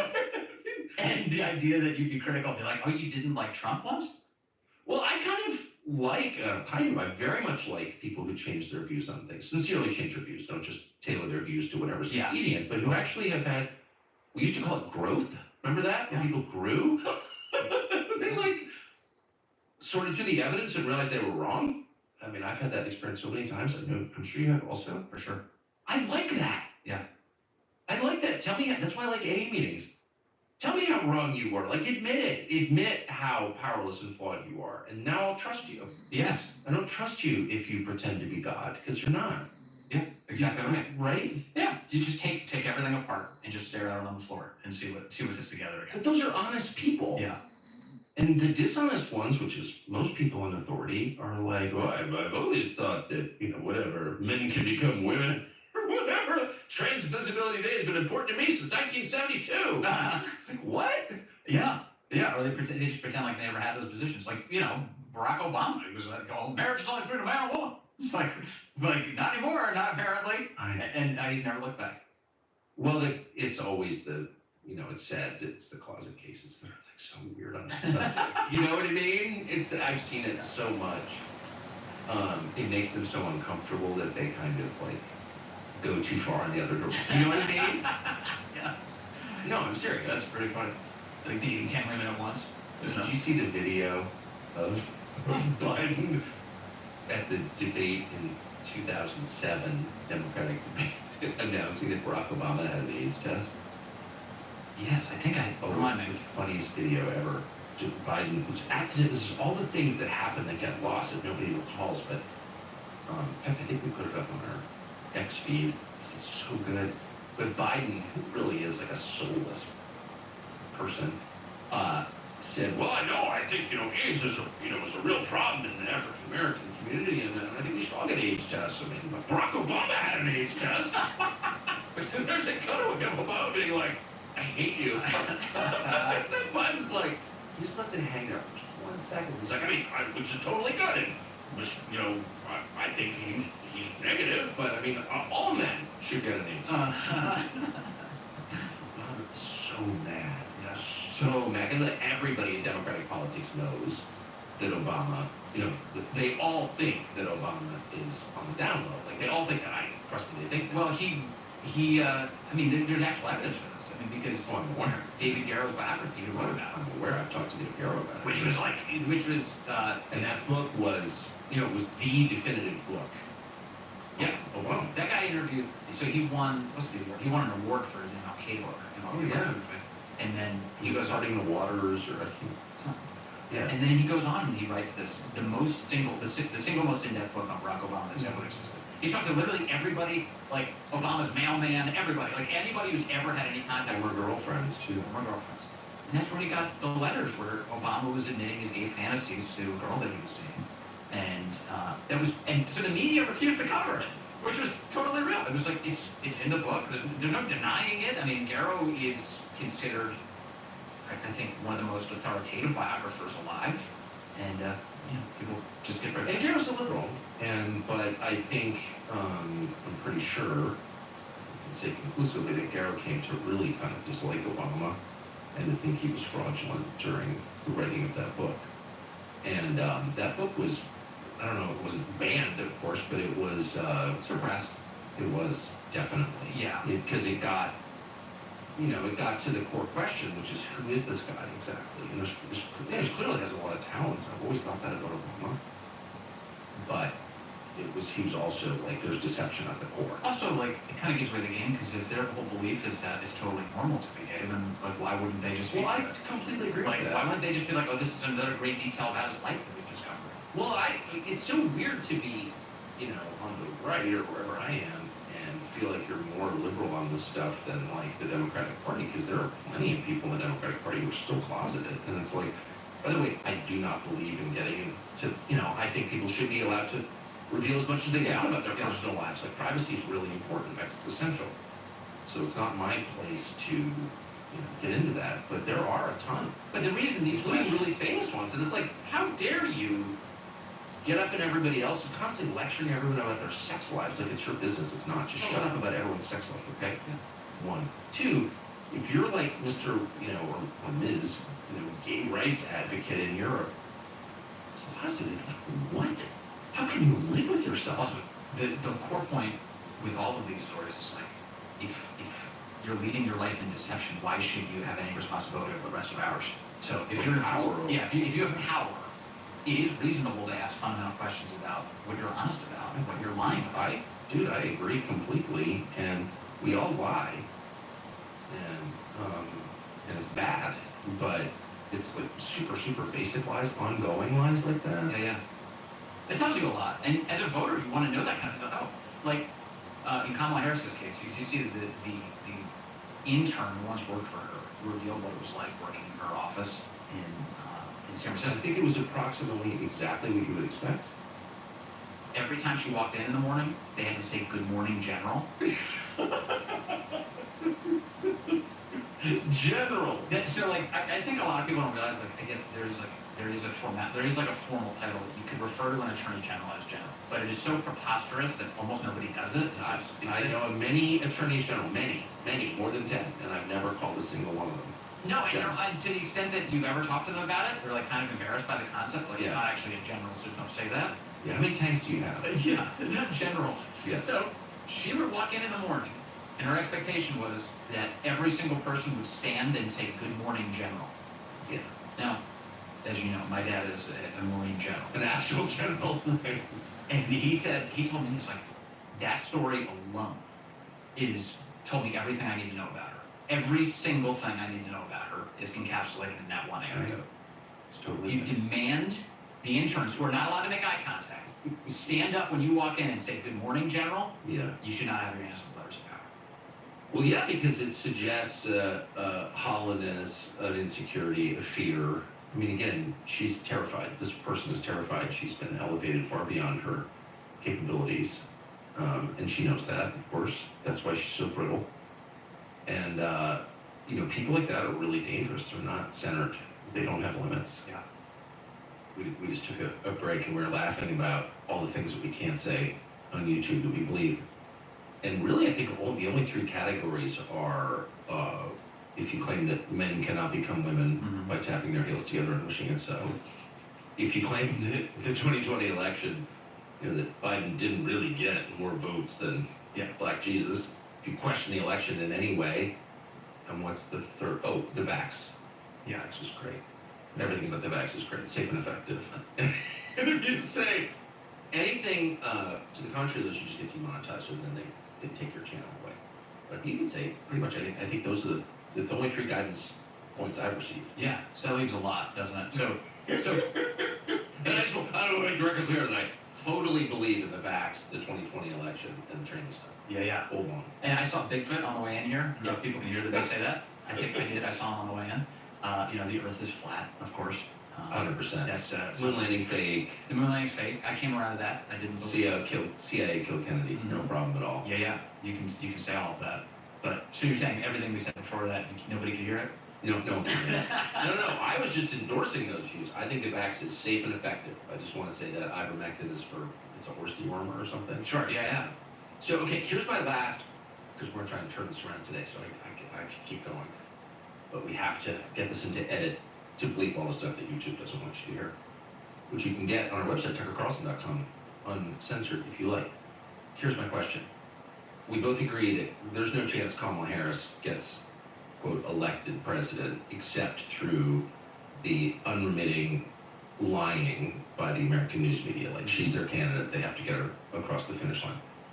This is infuriating to me. It's so infuriating that I don't really watch. You have to watch because you have a daily show. Of all the dishonest media outlets out there, which is basically all of them, including the Wall Street Journal, what is the most dishonest? The most dishonest. I would say, I guess the people who jump off the page at me immediately, I guess there's two shows in particular. One is Morning Joe. Like, the whole cast of Morning Joe, they literally have a character on that show who's called Barnacle. Yeah. He hangs on to the show. He's been hanging on for years. But anyway, the point is, like, that show, like, they'll change their attitudes on a dime just to serve whatever the left wants at any given moment. It's really sad. It's pathetic. And they're so angry about Trump. They were Trump cheerleaders. They were Trump cheerleaders. And now they're Biden cheerleaders, or they have been up until Biden got replaced, because Biden was close to them. It was the show he watched in the morning, so they tailored their programming only to his interests, and it's really embarrassing. I would never. So when they round you up, you and your family, and put you in some camp or put you on trial for thought crimes, you think Morning Joe will mount a defend you? defense for me? Just a principle? I don't think so. And I don't think this clip will be the reason for that. I think literally, they already know what to think of me. And then it's sad. I know all those people very well, and it's sad to see it. I mean, Joe Scarborough's not stupid at all. Joe Scarborough's actually smart. Not that that matters. There's a lot of bad smart people, but he is not stupid. He's much smarter than your average cable news person. But his like what they're doing doesn't represent, like he was a Florida congressman, And then he left, and then there like was, who's represented by like who in Florida would say, yeah, that guy's speaking for me? no, but what I'm saying is like he like Don Lemon, someone like that. You think, well, does he really know what he's saying? Right. No, not really. I don't think he does. I don't think he has any idea what he's saying actually, which kind of makes me sort of like him. Joe Scarborough knows exactly what he's doing. That's all I'm saying. Well, yeah, he's tactical in his Yes. business, no question. I mean, and somehow he's thrived amidst all of this. Like, he and Mika got married, and now they do the show in Florida, and they pretend they're in DC, and it's like it's all very weird. How's that going? Do they look happy? I haven't seen it in a while. I don't know. Is that working for them? I I can't. I don't know. There's so much phoniness on TV, so it's like everyone's always pretending to be. I know. I don't think it's working that well. As you I know. don't think it's working that well. The other show that stands out to me that's like so cartoonish, but it does have millions of viewers, is The View. Have you actually seen The View? Not like beginning to end. I'm a clip consumer of The View. Yes. Like just like a lot of people. Like I will never allow somebody to tell me what happened and then just reinterpret that event in that way. Like I hate that. Like that happens all the way. That happened to you, like throughout your entire career, but especially around Fox. Like the left always had these views of you that weren't filtered through watching a clip of your show or certainly not the entire show. It was literally what some lefty outlet told them about you. That's their They interpretation. never get it right. I mean, I always feel like I have all kinds of obvious faults. I definitely have some pretty serious bigotries. They're just not racial bigotries. But do you know what I mean? Mhm. They always got it wrong. They always You accuse won't me- tolerate certain things. That's what bigotry means. There are certain kinds of people I don't like Yeah. at all in a very unreasonable way, but they're not black people actually. They're affluent, a lot of affluent whites. I just don't like them, especially some of the ladies. I just don't like them. The ones who scream at you. Yeah, the ones who scream at me. And by the way, I'm not defending that. That's bigotry. But it's not the kind of bigotry they're always accusing me of. It's like, yeah, you're right, I'm a bad person, but in a very different way. Can you be more accurate? But if she comes lumbering towards you with blue hair, like you and her mask, like you kind of have a read on which way this is going. Yeah, but you shouldn't judge people without knowing them, I think. But I do in that way. But it was never, they were always like, whatever. Anyway, no, Do people yell at you less now? yeah, never anymore. I don't go anywhere, Wait, but I mean, in the few times that you're at an airport, for instance, do they yell less? Yeah, not at all anymore. Oh, that's good. It's interesting. I don't really know what that's about. Well, not having your face on Fox and then the media pretending like you don't exist. Meanwhile, you have the #1 podcast in the country. Yeah, Like it's basically all the lefties who would be conditioned to yell at you don't consume whatever one else I is never consuming. cared. It never bothered me. Just don't come to my house. Yeah. That was always my view. So anyway, but The View, I haven't seen The View in a long time. It's over the top, but comical cheerleading for like everything the left is for, and they're always against Trump at all odds, at all costs. No matter what he does, he's always guilty of everything. He was rightly prosecuted by every Democrat prosecutor in the country. He should be in jail. It's just Is Joe Farah's daughter still on there? yeah, and nobody talks about that. Do He they? is such a nice man. Joe Farah is a nice man, and he had this very low What is it? IQ It's daughter. WorldNet Daily, right? Yeah, World and he's Daily just a nice guy. was Joseph Farah. I've known him like 30 years, and he's just a nice person. But he had this daughter who was like an idiot and sad, and she went up in The View. I heard. Yeah, and nobody holds the Joseph Farah thing against her. And meaning, I realize that you wouldn't hold it against her, but what I'm saying is like the left for years demonized WorldNet Daily and Joe Farah. Yeah, So, like, under I guess normal circumstances, anything even related to him, they would demonize. But not so with her. Like she's on the show and nobody even brings it up. Like nobody. she's, as I remember, is the kind of person who will just say whatever it takes to get the acceptance of the people around her. Is she like a regime defender? For almost entirely. Occasionally she'll issue a squeak of moderation in the midst of all of their babbling, but no, for the most part, a regime Yeah, defender. It's really sad and Stupid and easy to control, like a lot of people on TV. it's awful. But then of course there's Joy Behar, who once wore blackface and she's still on the show. And Whoopi Goldberg, who clearly doesn't do any research. Yeah. She just wings it entirely. Which is funny. Joy Behar, so I did The View once 20 years ago when I worked at CNN. The PR department pushed me to do The View. And the only thing, Barbara Walters was there, I remember that. I don't think the whole thing was so mindless, but Joy Behar was the screechiest human being I'd ever met in my life. Is she still that way? 100%. Maybe worse. Probably worse. Really? Yeah, probably worse. It is crazy. And Do you think that like any world in which Whoopi Goldberg is moderating whatever meaningful, whatever little debates might be breaking out at the table is like crazy. Can one last question? Do you think like I know that there are very, very few Republican donors who are worth much, unfortunately. There are some, but not a ton. But I always thought like a show like The View and a person like Joy Behar, that could be such a brilliant disinformation campaign. Someone who's so unappealing, so like prima facie repulsive, that she pushes people away from her position. Could it be that Joy Behar is actually getting funding from ex-Republican donor to discredit the other party's program? Right. She works for Elon. She's Well, you do kind of wonder. she's And she's still that way? yeah, she is. She's got to be 150 years old at this point. It's so crazy. I don't even really know how like she got jobs. Like wasn't she on CNN at one point? She had like a I health don't know. show. Not when I was there. I think it was after you were there. Okay. Anyway, the point is like it still exists. They're still crazy. It makes for great fodder for clips. I mean, I love Yes. clips from the show because it's so ridiculous. It's so easy to eviscerate. It's like Ben Shapiro debating a college student. It's like the easiest stuff.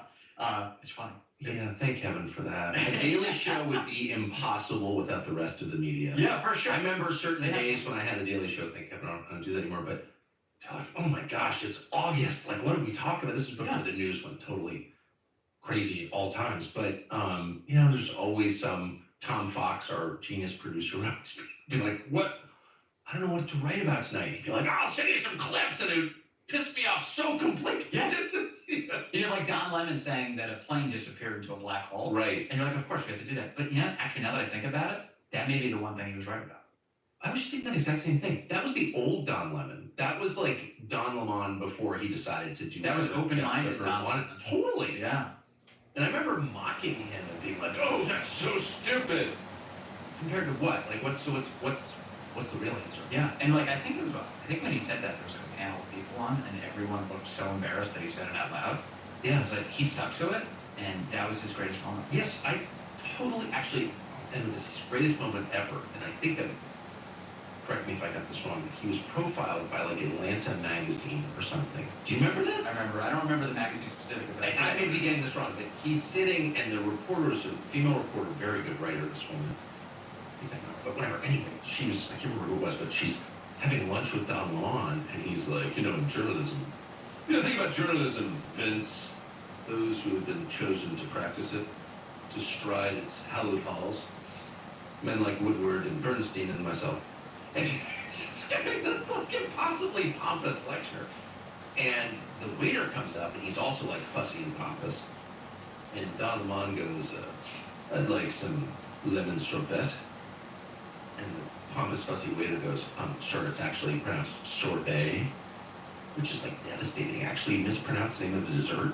You pompous after waiter. trying to impress Exactly. you with how impressive you are. But Don Lemon is living in this like airtight bubble of self-esteem that's just impregnable. Like you can't violate Don's self-esteem. It's bulletproof. And so he goes, no, my man, it's pronounced sorbet. I'm like, I love you. Because you're so stupid, but it's real. Stuck to his guess. That's the best. Bring back that Don. I totally agree. Vince, thank you. Thank you, Tucker.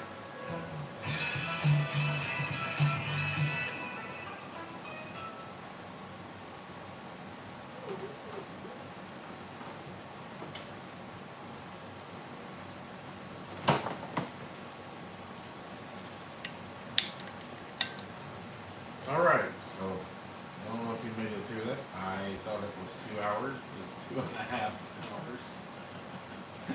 157 minutes.